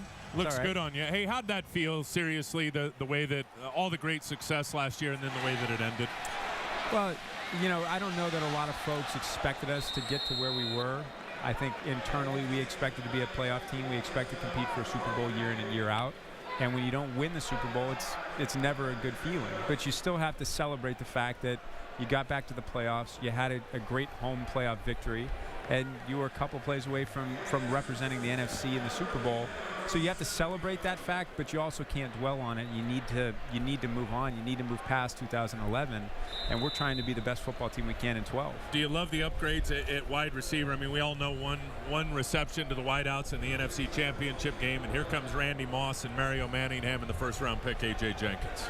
You got to create competition everywhere, and that's what we're trying to do. I was listening to you guys earlier on, and you're talking about some of the running backs, and there's another position where we've got a lot of great competition this year, and there's going to be a lot of roster spots that are fought for special teams and guys that are looking to be starters, and that's a good thing to see all of them come running back on the field.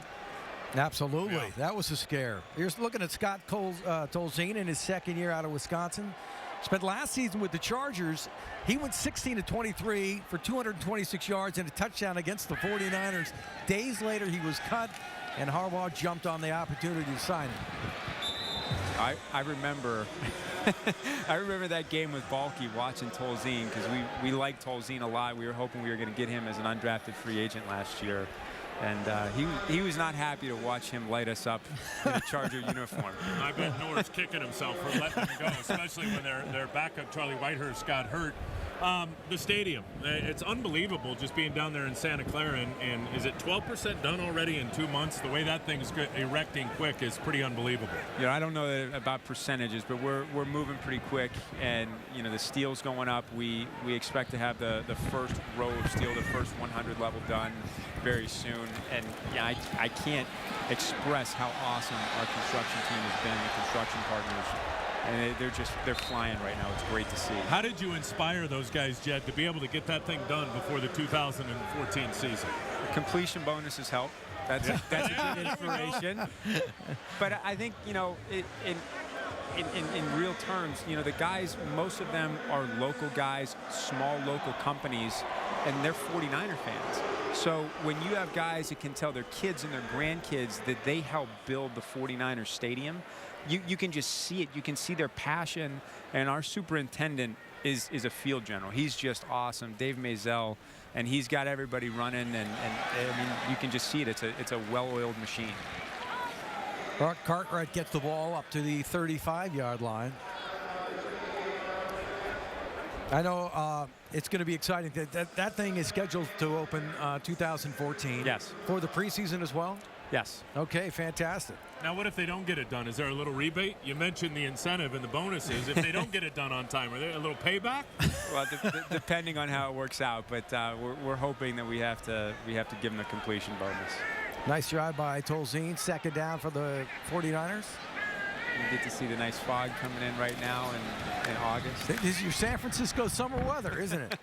It's all right. In the new stadium, it's about 40 degrees warmer. Jed, one of the concerns that I do get from 49er fans a lot is that the fans who have been around, you know, since the 60s with season tickets and 70s, and they feel, you know, they can't afford to renew their seats in Santa Clara. What options do some of those loyal 49er fans have?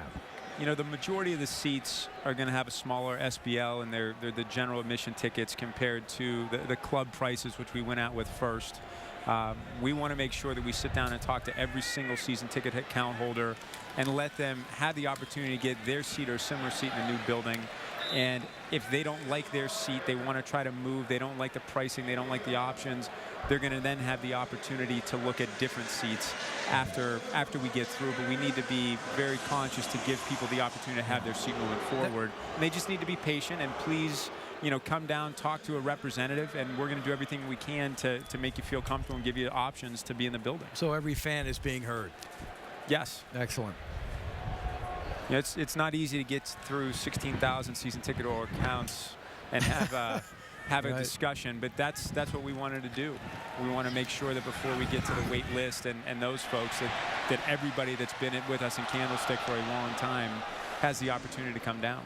Garrett Selleck with the reception. Boy, Tolzien's put some nice mustard on that ball. That's what I like about Tolzien, Dennis. He can read a defense and deliver it on time, and that was a terrific throw on a crossing route to the tight end Selleck, who makes a nice catch and then fumbles the ball right there as it pops out, but he's able to recover it. Let's see if it comes out before he's down. No, his right knee looked like it was down before the ball was stripped out. Jed, talk about the fan experience here for the next couple of years. You still got a few years left here at the Great Candlestick. Talk about some of the changes you guys are going to make in terms of the fan experience here. And I don't know if you've seen the new season ticket holder playbook that we sent out to everybody.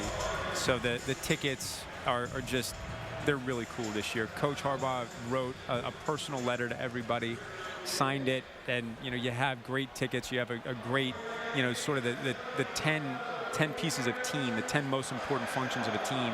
So that was highlighted on each of the tickets. So you kind of start with that, but you move into making sure that you know your ushers, you know the folks that are in the stadium. You know, we're trying to do a lot more with getting the fans actively involved during the game.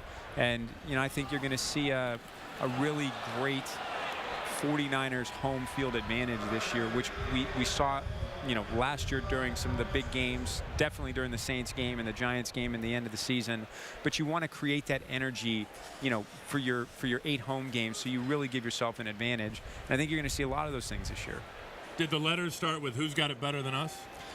It's funny because he wouldn't let anybody correct his letter. It couldn't be, a marketing guy that Not wrote even it. you couldn't even edit his letter? He wouldn't let anybody edit the letter. So, it comes out, and when you read it, it sounds like Coach Harbaugh wrote the letter, and it's an authentic thing, and that's what we want to do. We want to give people a glimpse of, who we are truly, as opposed to, this is just a ghost letter that goes out, and, Harbaugh signs somebody else's words. That's, Jim, that's not Jim Harbaugh. It's authentic. Amazing, though, how Jim was able to turn this program, the football team around in one season. 13 wins for the 49ers last year. Of course, as a head coach, he's won everywhere he's gone, right? I mean, San Diego, Stanford, now the NFL. Well, I think that's one of the things when you hear people talk about, Tolzien held in there. He knew he was going to get hit, too. You got to catch that. Well, that safety came from no man's land on Tolzien right there. And you're right, Dennis. He held in there knowing he was going to take a shot and threw a good ball, and Nathan Palmer just flat out dropped it. Watch the safety come flying in here late. Tolzien knows he's going to take a shot. I think Nathan Palmer's looking at the end zone. He definitely took his eyes off the ball and was thinking about running before he secured the catch. But just when you're talking about Jim, I mean, he's a guy that, you look and say, well, college coaches aren't successful in the NFL. Jim isn't your typical college coach. He wasn't coaching at the typical, top-tier schools. You look at what he did at San Diego. You look at how he turned around Stanford. Those are the things that you're looking for. That's the character you're looking for in a leader, and he's been able to do that with us. Absolutely. I mean, everything going right for the 49ers. Jed, I appreciate you stopping in. Thank you very much. Thank you. Always a pleasure to have soon. Jed York with us. Good to see you. 49ers leading the Vikings 17-6. 8:40 left to go in the third quarter. Back after this.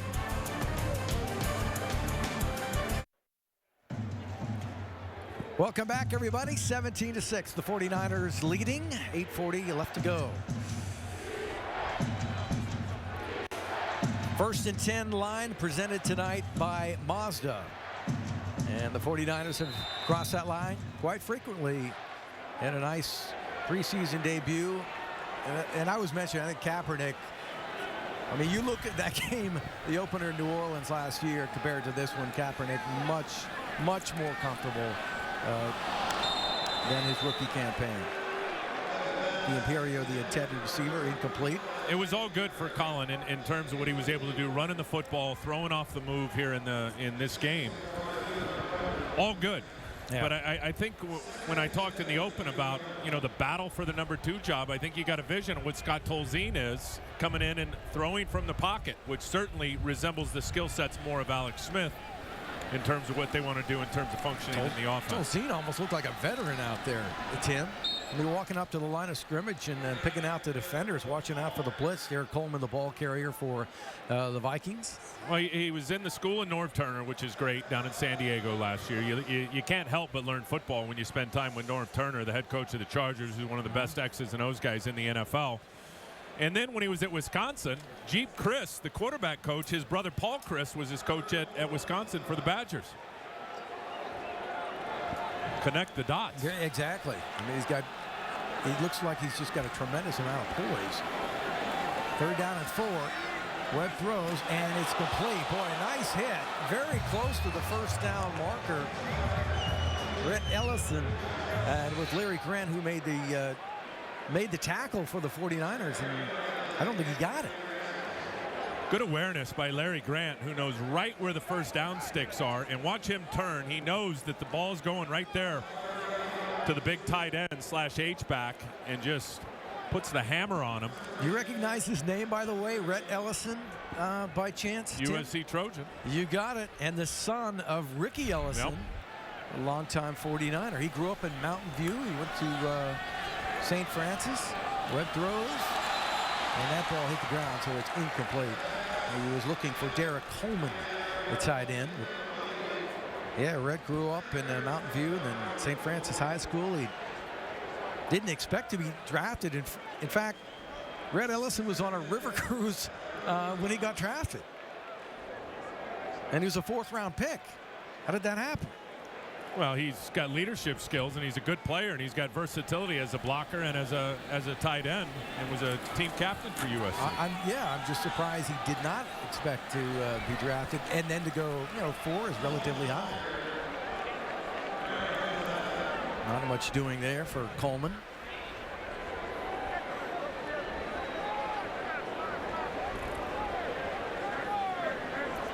Red Ellison, I wonder if his dad's here tonight watching his son's first football game. Boy, Ricky was a heck of a linebacker for several years for the 49ers. And also a USC Trojan himself. Why do you keep bringing up USC? Because they're ready for a national title, bro. That's why. It's time. Well, at least they can finally play in one. Be nice. Okay, Webb in trouble, and it gets away. Dobbs trying to trace him down now, and he throws it away.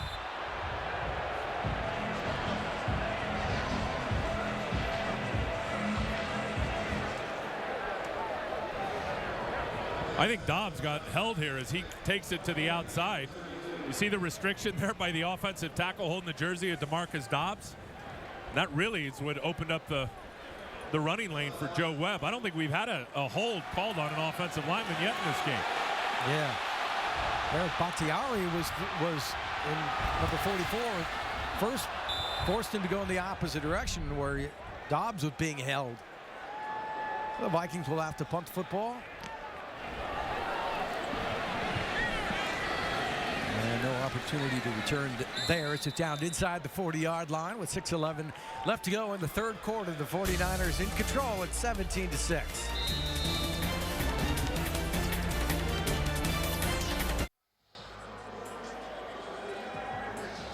Welcome back, everyone. The 49ers on top of the Vikings 17-6. Scott Tolzien at quarterback now for San Francisco. You remember this guy? The Hall of Famer. Well, you think about the impact player that he was going into the Hall of Fame, but I mean, Minnesota just had so many great pass rushers if you think about over the year. But Dolman was a spectacular football player and played with the 49ers.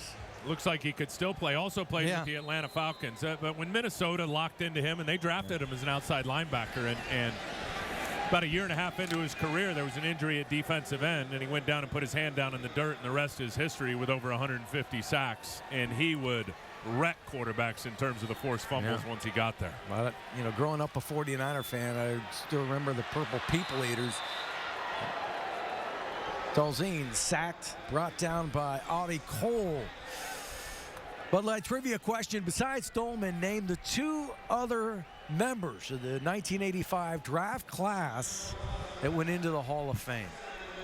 Bud Light trivia. Name the 2 other members of the 1985 draft class that went into the Hall of Fame. I have no idea. I know you. You're just making everybody wait. You've already seen the question. You know the answer, and you're going to pretend like it just came out of nowhere. Well, I think I know one of them. Yeah, I mean, wait. 66. 5-yard penalty. Still second down. Yeah, one of them is fairly obvious if you've been around the 49ers any period of time. Joe Looney called for that. Looney, a rookie 4th-round pick out of Wake Forest. He suffered a foot injury at the Senior Bowl, underwent surgery, and wasn't activated to practice until July 31st. Might be a little bit behind. Second down, 24 after the sack. So the 49ers going backwards a little bit now with the backup offensive line. Start. 69. 5-yard penalty. Still second down. Patrick Buttram, undrafted rookie defensive tackle, or offensive lineman. Kenny Wiggins. My apologies, Kenny Wiggins.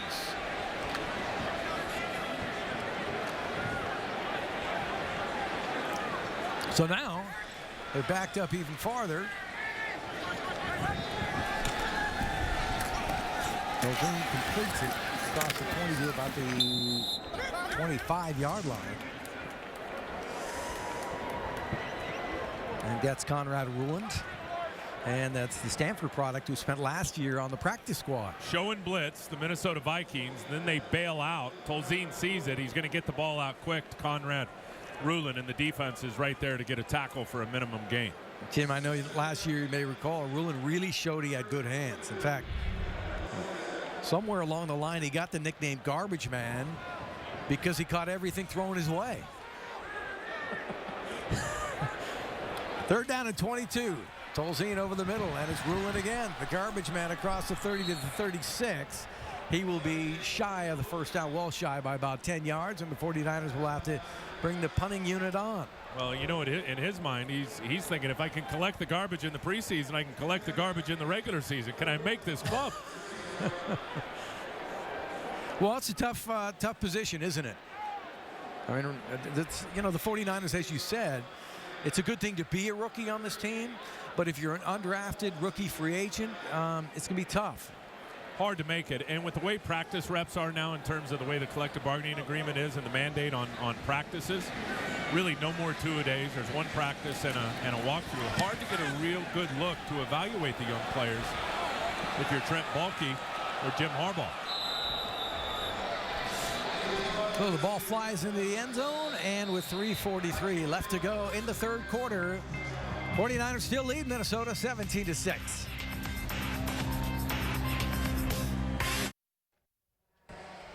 Okay, folks, here it is. Besides Dolman, the Bud Light trivia question, name the other two members of the 1985 draft class inducted into the Hall of Fame. The answer is Bruce Smith, first overall by the Bills, and Jerry Rice, perhaps the greatest pick that Walsh ever made. They moved up to get Rice at 16th overall. Yeah, let's drop the perhaps. Yeah. But, no question. You know, what's funny is that Jerry Rice and Joe Montana were on a panel earlier this year, and they were having, you know, this friendly conversation going, and Montana tells Rice, think of how many touchdowns you would have if you didn't drop all those in your rookie season.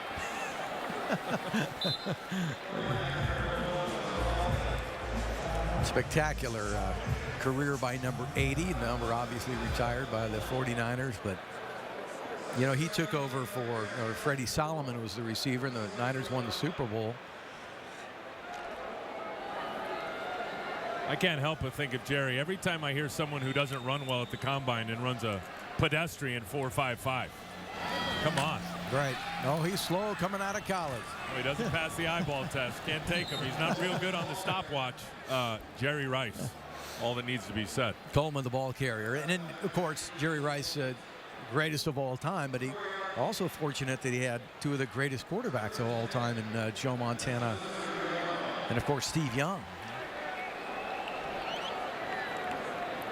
It was amazing. I was watching something on television a couple of months ago, and Jerry working with kids at those 7-on-7 camps, and he's still running routes and in and out of his breaks with the best of them. He's still got that hill down there where you live, down in the South Bay, where he tries to go. I think A.J. Jenkins is going to have to run the hill. As Culliver came out, made the open field tackle along with Bakhtari. For all the latest 49er news, videos, photos, and features, including player blogs, go to 49ers.com.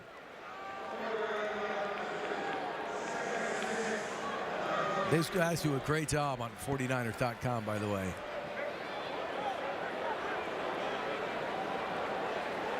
You know, they get a lot of the football players that you don't normally read about. Redmond to pressure. Well, he's showing some signs of his ability, his elusiveness there. It gets across the 35, but again, smart not to throw the football. Good coverage downfield. Courtney Brown is the man who finally pushed him out for the 49ers. Yeah, watch Ian Williams right there on the center playing nose tackle, getting good push, and right there as he thought Joe Webb was going to unload the ball. Typically, Dennis, that non-throwing hand comes off the football. The quarterback's got it cocked and ready to throw. That alerted Ian Williams to get his hands up, and as he did, Joe Webb, as nifty as he is, tucked it back down and was able to elude the sack. 3rd down and 7, but Ian Williams was another one of those guys undrafted out of Notre Dame last year, and he cracked the 53-man roster. I don't know how Trent Baalke finds all these college free agents that 32 teams passed on 7 times. Yeah, and he was a good one. I mean, he really was a good one. But again, you look at the depth of this football team. It's just it's tough to get reps, right? So that'll bring up 4th down. 49ers stop Webb and the Vikings once again. 1:16 left to go in the 3rd quarter. Just a different feeling this year when I walked into the stadium tonight, huh, Tim? It's just the bar has been raised. No question. And to be here for the division playoff against the Saints and then the NFC Championship game where they came up short against the Giants and the way this house was rocking, incredible. Well, Michael James takes the fair catch inside the 30 to 29-yard line, and there will be a timeout with the 49ers leading Minnesota 17-6 and the fog rolling in. All right, now, Michael James just terrorized Jim Harbaugh's teams while at Oregon, running over, around, and through Harbaugh's defenses. And so, now they're on the same sidelines together, and we talked about that just a while ago. I came out on top, so well, you had the best of them, man, when you were at Oregon. I got the best of him, so there's no hard feelings for me. You know, I guess he felt like if he can beat me to join me, so you know, happy that I'm here. Okay, LaMichael James, he and the rest of that running back core having quite a night, guys, as we go back upstairs. Yeah, Vern, in fact, what Harbaugh said after he ran for 257 yards against Stanford, Harbaugh said, I have a memory like an elephant. Yeah, you look at those numbers, and Dennis, he also remembers the 2010 season as... That's true. I was only talking about one game. That's right. I mean, 2010, that's the Doak Walker Award winner. and that's the year, obviously, Jim had the issues with him. And then last year, he responded with another huge year at 150 a game. There's the Heisman voting. And the beauty of him, too, is he's so skilled, not just as an inside runner, as an outside runner. Really, you know, he's going to make you defend 53 yards wide of the football field because he can hit you anywhere, but he's a very good return man. 67, defense, a 5-yard penalty, automatic first down. Anthony Jacobs called for that one, but we haven't had a lot of penalties today, Tim. No, the refs have kept their flags in their pocket for the most part. Back to LaMichael James, though, also an accomplished receiver, Dennis, which is obviously big in the NFL. And as much as the 49ers like to throw the ball, or run the ball, the bigger the games get. Typically, if you look at the playoffs and go study it, the more those pass attempts are going to go up as well. First down and 10 for the 49ers. You saw Chris Owusu in the game and his first reception. And now this is complete to Tim. And this is a receiver that the 49ers are awfully high on. Brian Timms, undrafted wide receiver out of Florida A&M. And he's got good size at 6'3", 210. Does he ever? He looks good getting off the bus. I mean, he is a prototypical big wide receiver. Raw, obviously, coming from Florida A&M with only 13 starts. But a good job there reading the coverage and breaking it off. You know, the corner was playing off coverage. And as soon as he turned his hips to run, because Tim sold the deep route, he put the brakes on and ran the comeback to the football. So Tim gets the first down. Niners back in Vikings territory.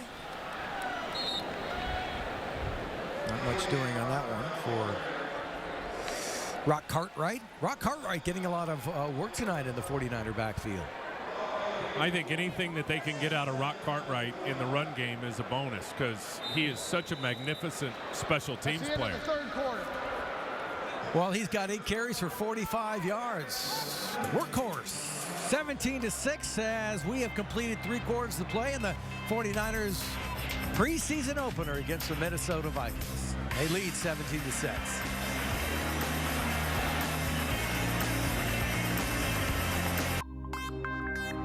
49ers preseason football is brought to you in part by Lawless. In theaters everywhere, August 29th. Welcome back, everybody. We are 3 quarters through. First game of the season for the 49ers, and they lead 17-6. Second down and 9. Scott Tolzien at quarterback. Colin Kaepernick drove the 49ers to points. That long touchdown, and of course Alex Smith on his opening drive threw the touchdown to Brett Swain. So far so good for the 49ers signal callers. Josh Johnson, I thought might get some action, but Tolzien is certainly going to at least finish what he started here.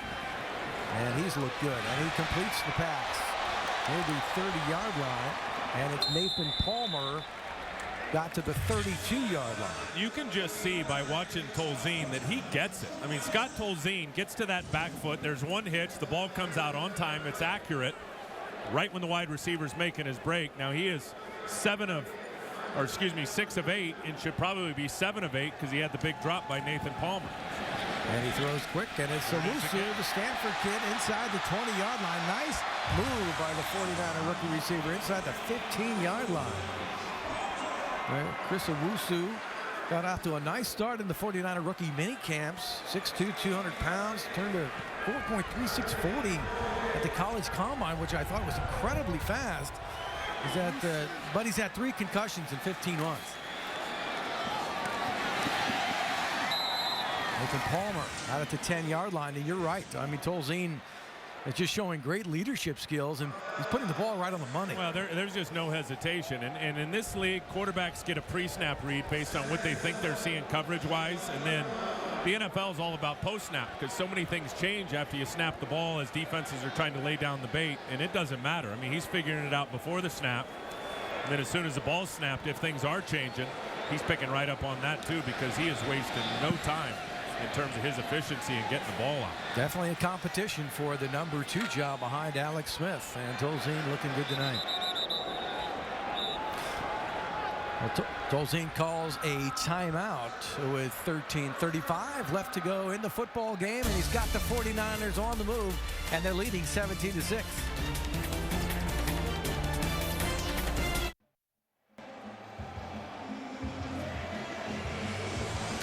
Let's take a look at the GoPro Red Zone stats and the Vikings defense inside the 20-yard line.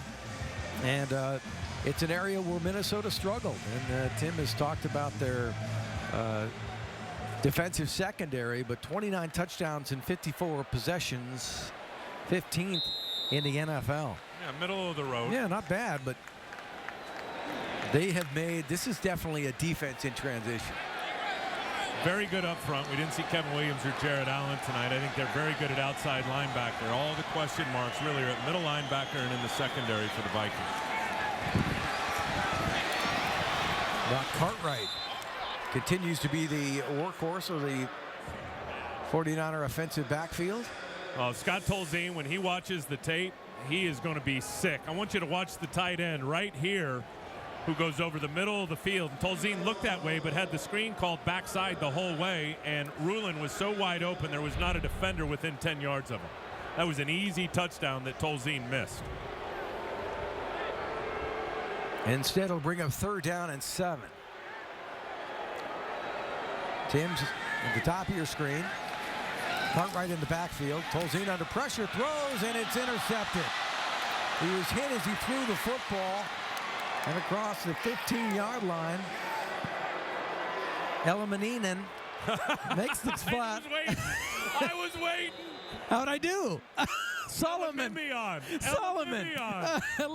Eliminion with an interception. Tolzien was hit as he threw that football. 17-6. We'll be back. Here's the missed opportunity down in the red zone. There's Rulin there. Watch him run just a little over route right here, and Tolzien just does not see him because he's got the screen called to the backside. That would have been an easy touchdown, and then compounded, you miss that, and you end up having a turnover. Nick Reed at the top, beautiful spin move to the inside, and hit Scott Tolzien's arm just as he was getting rid of it, and Elimimian gets the interception. Well, the 49ers' first turnover of the night, and the ball at the 16-yard line. As we have another change at quarterback for Minnesota. The handoff goes straight up to the 20-yard line. But they will bring in McLeod Bethel-Thompson. 49er fans and Bay Area fans might know this guy. Went to Balboa High School. Eventually to Sacramento State, played for the Sacramento Mountain Lions, and he was in the 49ers camp last year. Finished his season on the Dolphins practice squad. Gain of 4 yards, 2nd down and 6. The fog really rolling in. Maybe Minnesota's offense can blame the fog. They had 18 yards in the 3rd quarter. Yeah. There's a fumble. Walker and Lucy appeared to get it back.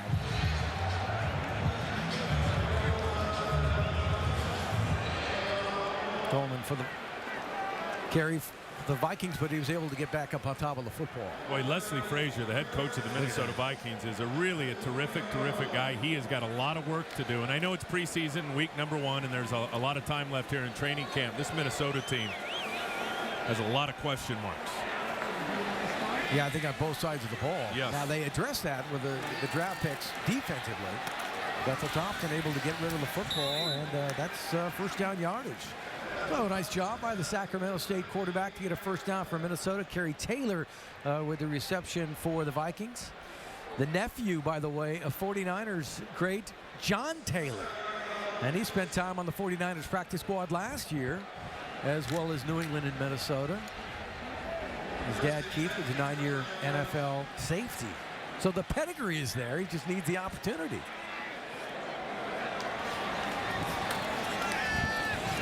Bethel Thompson throws. Oh, he threw it into coverage there. It's incomplete. Brenton Robinson is the 49er who came up, and either he was thinking of 6 or he's going to take somebody's head off. Well, he just read the eyes of the quarterback and makes a great break. Now, very much telegraphed by the quarterback. You got Parrish Cox playing underneath, which is cover 2, which he can get into a trail position. You got 2 deep safeties. Trent Robinson's playing one half, and he made an easy break on the ball because he was just reading the eyes of the quarterback. Yeah, Robinson, another rookie for the 49ers, 6th round pick. Bethel Thompson looking to go again, and this time he's brought down. Bakhtiari with the sack for the 49ers, his first of the game. This is the time to make an impact if you're trying to make the roster.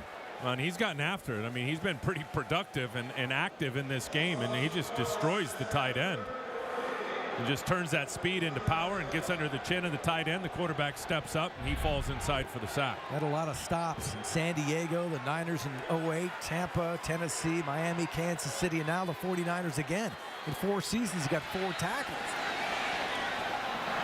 And that's a nice pass, and it's complete inside the 50 to the 47-yard line. Kerry Taylor with a nice grab for Minnesota in 49er territory. A gain of 28 yards and a first down. Darcel McBath, I don't know what happened here. If he just had his eyes in the backfield, it looked like he did, and just lost track of the receiver who was running behind him. Do you see his feet stop as he was peeking into the backfield and took his eyes off the receiver, who slipped right in behind him as he was really kind of flat-footed in the intermediate zone. Ball to 47-yard line. Bethel Thompson looking again, and he throws, and that is complete. So he's doing a nice job. And I'm not sure the officials ruled Reisner down. And that's why he got up and tried to tack on a few more yards. It's a first down nonetheless. Second-year tight end out of Iowa who got just 1 pass for 5 yards in his rookie season. But Bethel Thompson going right through the 49er defense right now. And that was his second read, because his first read was the eligible receiver who was being covered by Bakhtiari. Very good coverage. Well, there goes the red flag. The ruling on the field is the player was not down by contact, able to get up and run. So that's what Harbaugh is challenging. And a first red flag test for the replacement officials. So we'll have a timeout with 9:14 left to go. Vikings on the move. They trail 17-6.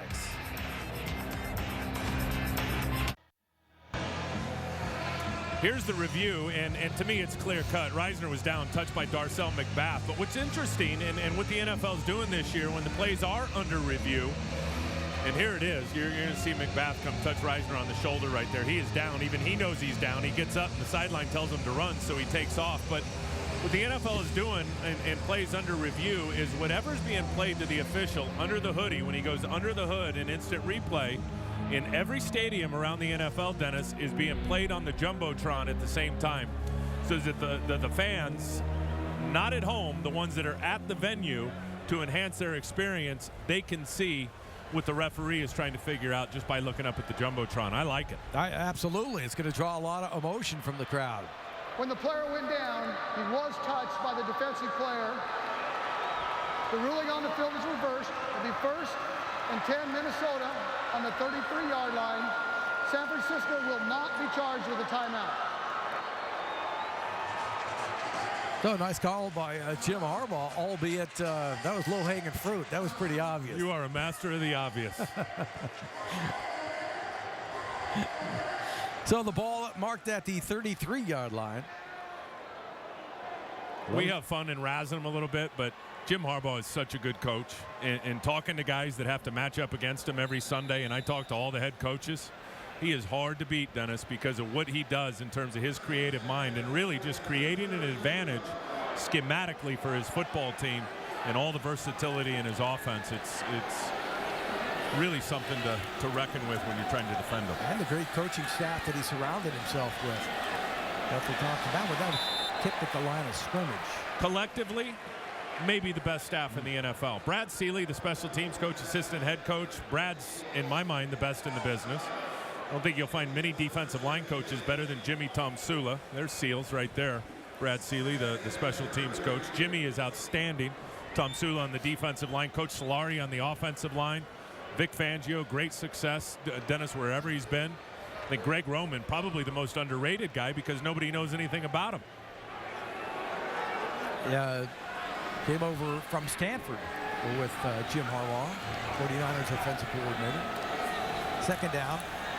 Michael Thompson, look out from behind, and down he goes. Well, Bakhtiari really making an impact.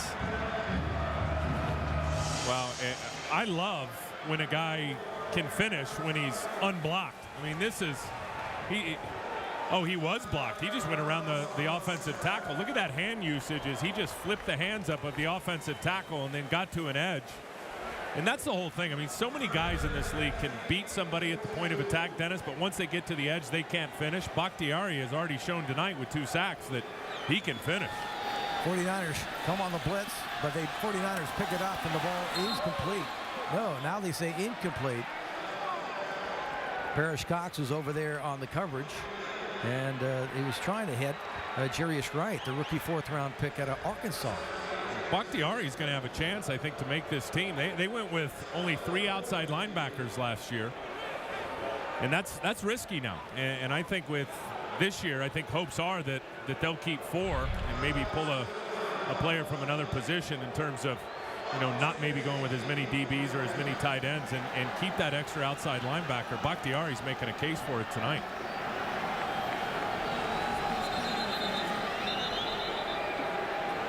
Timeout, Minnesota.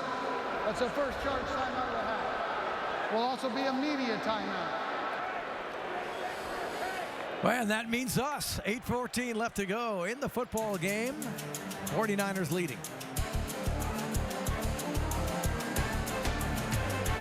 The innovative move of the game, presented by Nissan.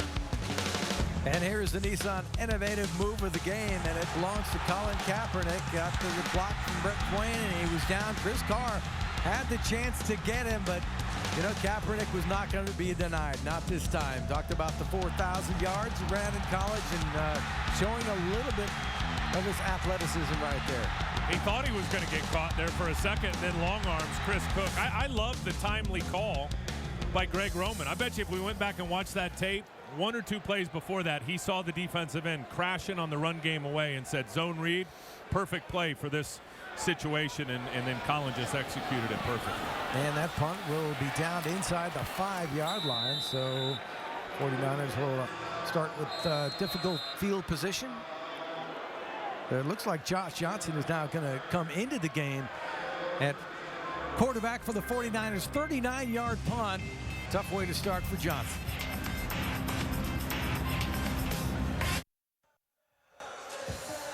Welcome back, everybody. 8:04 left to go in the game. The 49ers are going to bring in their 4th quarterback of the night, Josh Johnson, 6'3", 205, 25-year-old Oakland Tech product, 5th year, University of San Diego, and he's reunited with Jim Harbaugh. Then his first 4 years with Tampa Bay, 96 of 177 for 1,042 yards, 5 touchdowns, 10 interceptions. And Going to pass. His feet almost in the end zone. Incomplete. So let's take a look at Josh Johnson at San Diego. Of course, this is where Jim Harbaugh got his first head coaching experience there. And was it a success? I think so. He's holding the trophy. Well, he's a dynamic quarterback, Josh Johnson. I covered him in Tampa every year that he was there. He had 5 starts. He's got a rocket arm. You just saw evidence of it there. And I think Jim tried to, or Greg Roman called a play to try to get him, a little breathing room and get him completion, and he threw it too low. His first instinct, though, Dennis, is to run. I think the good running quarterbacks that want to extend plays with their legs, they extend plays to buy time to throw the ball. And in my history in covering him, he's always been a guy that when in doubt, tuck it and run. It's interesting that he and Kaepernick tutored under Roger Theater, who was a guru while they were in high school. Theater, of course, the former Cal coach as well. Oh, Josh Johnson's got a very big arm. He's super fast. You talked about his size. He looks the part. He'll be up against it, though, to make this team when you look at the 3 guys in front of him, clearly. And this is Dixon, speaking about a guy who might be fighting for a job. He is near first down yardage, and he picks up the first down for the 49ers. But of the 3 guys looking to get the job behind Alex Smith, he has the most experience. Speaking of Josh Johnson. Well, and I'm sure, and sure thing, there's a lot of wrinkles in this offense from Greg Roman, who is pretty much the play caller and the game planner and was at Stanford. And Jim goes all the way back to the days at San Diego with Josh Johnson. So I'm sure a lot of the concepts are the same. So he should have a bit of an advantage there, although the other 2 guys in Tolzien and Colin Kaepernick clearly were both here last year.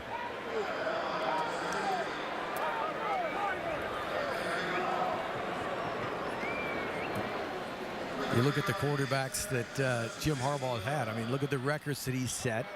And, of course, we all know the quarterback that he had at Stanford. He's had some awfully good talent. And I think, you see what he did for Alex Smith a year ago. And, again, that was without any offseason practice. So, Alex now has weapons at wide receiver. So it should be a great season for the 49er quarterback inside the 40. And Hanula with the reception, his first catch for San Francisco, and another first down for the 49ers. You make a great point on Jim Harbaugh and how he handled Alex Smith and handled these quarterbacks. He's going to sell it inside. He spins the corner. Hanula, and then able to get the catch from the catch as it was thrown on target from Josh Johnson, who was rolling out to the left. But that was a good route. Nice game by Hanula. Under 6 minutes left to go in the football game, and the Niners on the move once again. And here's Dixon, gets up to the 40-yard line. Just to finish the point on Coach Harbaugh, I think you just made the best point, how he handled Alex Smith. I think all the coordinators and even head coaches that were here before, Alex was the #1 overall pick. Look, you're going to have to win the game for it. There's going to be 3 or 4 times within the game that you're going to have to go win it for us, defy X's and O's. That's what the great quarterbacks do. I don't think Jim Harbaugh came in with that mindset for Alex Smith. I think he came in and said, look, Alex, you're 1 of 11. Run the offense. Don't worry about it. You're my guy. And he instilled confidence in Alex right away and really simplified his job. And it's Dixon again. And Dixon gets to the 41. Not much doing there. It'll bring up 3rd down. Eric Frampton makes the stop for Minnesota. Eric Frampton's an Oak Grove product down in San Jose, my alma mater. You bet. He's had a great career as a special teams player. Started in Detroit, and he's really been one of the core special teams players for several years now here with the Minnesota Vikings. 5th round pick by the Raiders in 2007. That's right. And then went to Detroit. Yeah.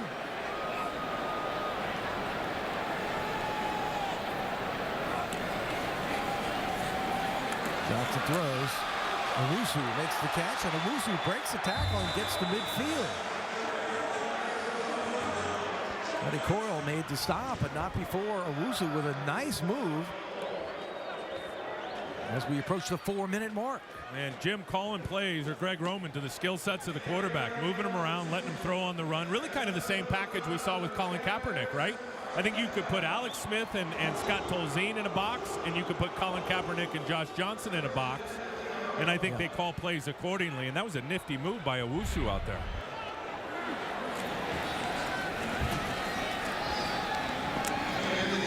Anthony Dixon gets the ball across midfield to the 48-yard line. Anthony Dixon is a good man. I don't know how much interaction you've had with him, Tim, but he is a great human being, and he knows what his situation is, and he wants in any way to contribute. When he lost that job to Kendall Hunter, I mean, he took it like a stand-up guy. Said, okay, I'm gonna find a role with this football team, and I'm gonna fill it. And took his aggression out on the special teams. Yes, he did. Picks up 1 yard. It'll be 2nd down and 9. Johnson on the rollout, and Dixon right there. I don't know. It's slightly behind Dixon a little bit, but I think he would tell you should have had it. Well, and that's the big arm of Josh Johnson. You know, there's a lot of times when you throw these routes to your running backs or your tight ends, and whether they're check downs or they're just routes like that where the guy's 5 or 6 yards from you, you got to put a little touch on it. That thing had some heat as Josh Johnson with the big arm just unloaded it right to the numbers of Anthony Dixon. And when you're that close, Dennis, and the ball's got that much velocity, and certainly Dixon should have caught it, but it makes it a much more difficult catch. So it'll bring up 3rd down and 9. They come on the blitz, and 49ers not able to pick it up. Johnson couldn't get away, and Dixon had 2 guys. Anthony Dixon couldn't pick them both up. So 49ers drive will stall as Anthony Jacobs gets credited for the sack. That's our first yard timeout of half. The 32nd timeout.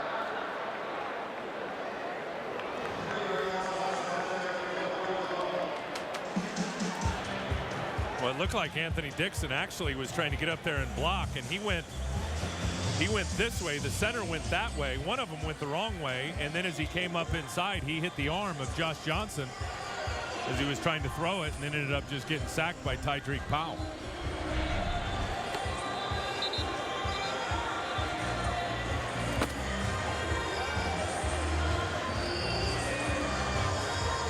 How about Andy Lee, though?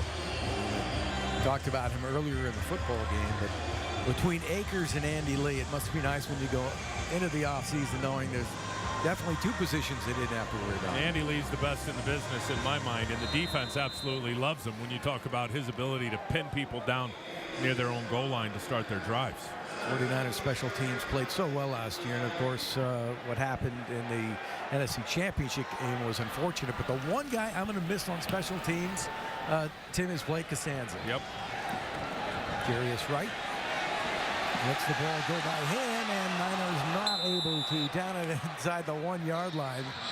An excellent effort, though, by San Francisco. As Holland tried to get down there to down it, but it goes into the end zone. Lots of the golf here on CBS 5 this weekend, and conscious must be gone. Feeling better. Guilty conscious, absolutely right, and it's picked off by the 49ers. So Parrish Cox, a name we've mentioned a couple of times, that let go by the Denver Broncos, all the off-field issues that he is endured, intercepts Bethel Thompson.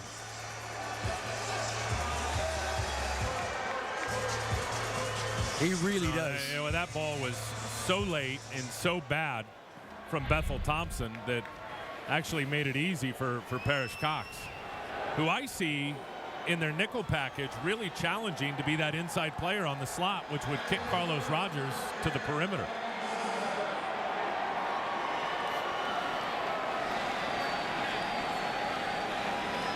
So another opportunity for Josh Johnson as we approach the 2:30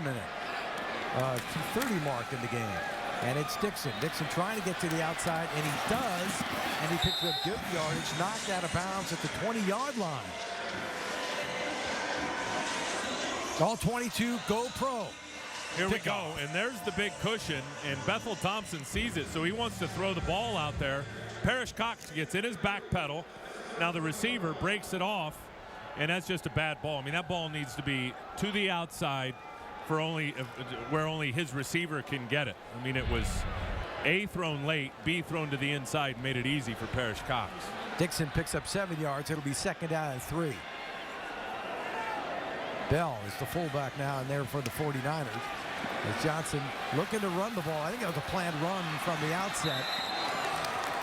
And it works. Picks up the 1st down.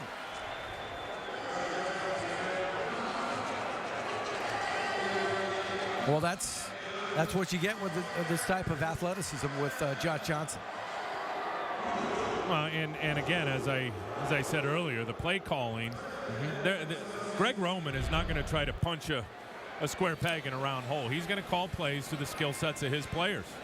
And clearly the skill set of Josh Johnson and Colin Kaepernick is getting outside on the edge and throwing on the run, or just being a runner and challenging the line of scrimmage. Anthony Dixon again. Andrew Sandeo makes the tackle from Minnesota. And that's one thing. When you watch this offense, and last year in the regular season, just watching them and covering them, Dennis, and we talked about it quite a bit, the versatility of their run game, there's nothing like it in the NFL. And it changes every week, and that's the beauty of it. And I think a real testament to the teachers that Greg Roman is, that Jim Harbaugh is, that Coach Solari, all these guys, because it changes on a week-to-week basis. And a lot of teams will be a power team or a zone team. This team is everything. They got power, they got counter, they got zone, they got toss, they got it all. And they got Anthony Dixon near the end zone.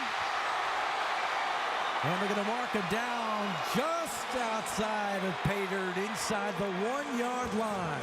Tyler Nielsen saved the touchdown, albeit temporarily. And here's the power play right here.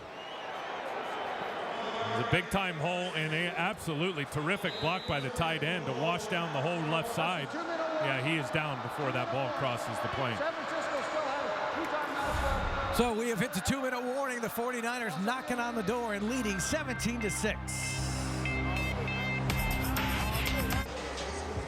Welcome back, everyone. 17-6. The 49ers threatening to get more. How about a little Dobbs right here? Huh? Pay dirt for Dobbs. Well, he's wearing number 40 now, so he can actually be in the game as a tight end without having to report in as an eligible tight end. See, that's the thing. And I played the extra tight end down on the goal line when I was with the Bears. So every time you come in and you don't have a receiver and or eligible number, you have to come in, you got to tell the official, I'm in. Then he announces to everybody. You know, in Dobbs' case, it would have been number 96 is eligible. Not anymore. He can just stay in the game with that number 40 and doesn't have to check in with the official. Okay, Dobbs, a tight end, lined up on the right side. It is first down. Time to take a chance. And the 49ers is just going to be content with a 17-6 victory and let the clock roll down. Well, there's the relationship between Jim Harbaugh and Leslie Frazier, who played together in Chicago. And it's really a class move by Jimmy here. Would he have done it against the Seattle Seahawks? No chance. Well, Leslie Frazier's got his work cut out for him, doesn't he? I mean, you know, and you feel a little bit for Frazier because really has to take over a team, as I mentioned, you know, the Brett Favre era, and Minnesota came so close, but there was a lot to clean up over there. And 3-13 last season, and they're still they got some pieces. I mean, Jared Allen, one of the best. Obviously, Adrian Peterson. I think they made some nice draft picks this year. You know, Leslie's a good coach, Dennis. It's not about coaching. This is a players' league. You got to have players, and they've got hot spots in a lot of areas where they just need some better players, and the quarterback's got to play well. That's really, at the end of the day, they got Jerome Simpson in free agency from Cincinnati. He'll be suspended for the first few games, but big expectations for him. John Carlson, tight end from Seattle, who the 49er fans know. They've still got Percy Harvin.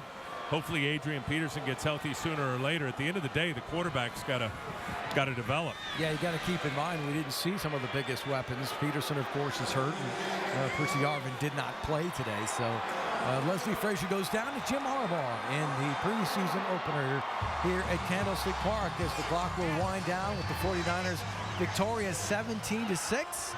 And the game plan worked to perfection, quite frankly. I think the 49ers came out and wanted to run the football, establish a run. They did that, dominated on the ground. Alex Smith looked very strong. Colin Kaepernick had the run, and Tolzien looked good with the exception of the interception. Yeah, and you know what? I'm gonna be critical of the defense to start the game. I think everything else was pretty good. I mean, Minnesota was clearly not fully at full strength today, and the second team and even some of the third teamers on defense came in and played well, and defensively they barely gave over 200 yards, 208 in the game. But I think the defense, the starting defense, needed that wake-up call. the missed tackles on Toby Gerhardt, the way Christian Ponder was able to move him down the field to start the game and punch him right into field goal range and get the field goal. It wasn't a great start for the defense, and I think it opened their eyes a little bit, and that's something that I'm sure Vic Fangio will talk to the fellas about it. It's real now, fellas. Yeah, We're not going to rest on our laurels. It's real. We got to come out and we got to start fast, and defensively they didn't do that with their first group today. Now, you're right. It just wasn't the first drive, but he had 2 nice drives that resulted in field goals for Minnesota. So the 49ers defeat the Vikings 17-6. The first of 4 preseason games for San Francisco. You look at who your MVP might be today. Well, of course, we have the fifth quarter post-game show coming up. Let's go downstairs to Vern Glenn. Okay, with the man of the hour, Colin Kaepernick. What did you tell yourself, young man, when you went in there to make it happen? Don't get caught. Our offensive line did a great job. Our receiver and tight end did a good job blocking the corner and safety and just opened it up. 5 of 9 in the air and then almost 100 yards on the ground. I thought I was watching the pistol offense again. I felt back at home running like that. But, once again, our offensive line did a great job. Our receivers made plays, and the offense went pretty well. As the play was unfolding, the 78-yard run, tell the folks at home, what did you see, just how it developed? Saw our receiver kick the corner out, the end crash, the safety got blocked, and just saw green grass. Okay. Well, congratulations, terrific game. You're the king tonight, man. All right, thank you. All right, Colin Kaepernick joining us here as the 49ers enjoy a 17-6 victory, and hey, you deserve the nice post-game meal. Appreciate it. Okay. All right, guys, back upstairs. All right, Vern, Colin, thank you very much. How about that? 260 rushing yards. Quite a few from Colin Kaepernick. 17-6 is the final. We're going to take a commercial break and come back with more after this.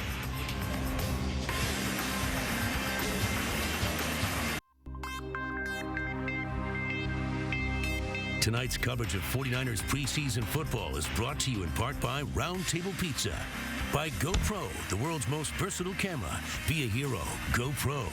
By Bud Light. It's the sure sign of a good time. Here we go. And by Barracuda Networks.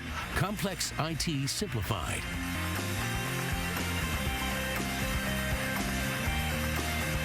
The Game Bowl, presented by Infinity.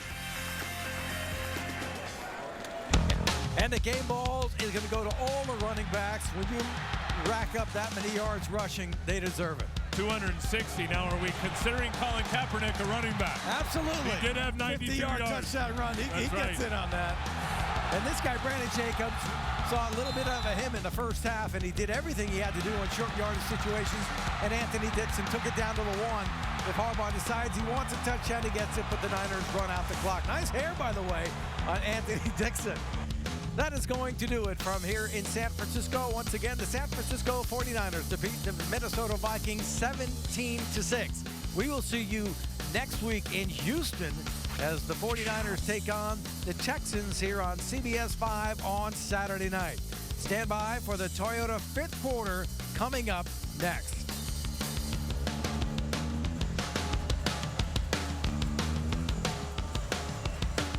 This telecast is copyrighted by the NFL for the private use of our audience. Any other use of this telecast or of any pictures, descriptions, or accounts of the game without the NFL's consent is prohibited.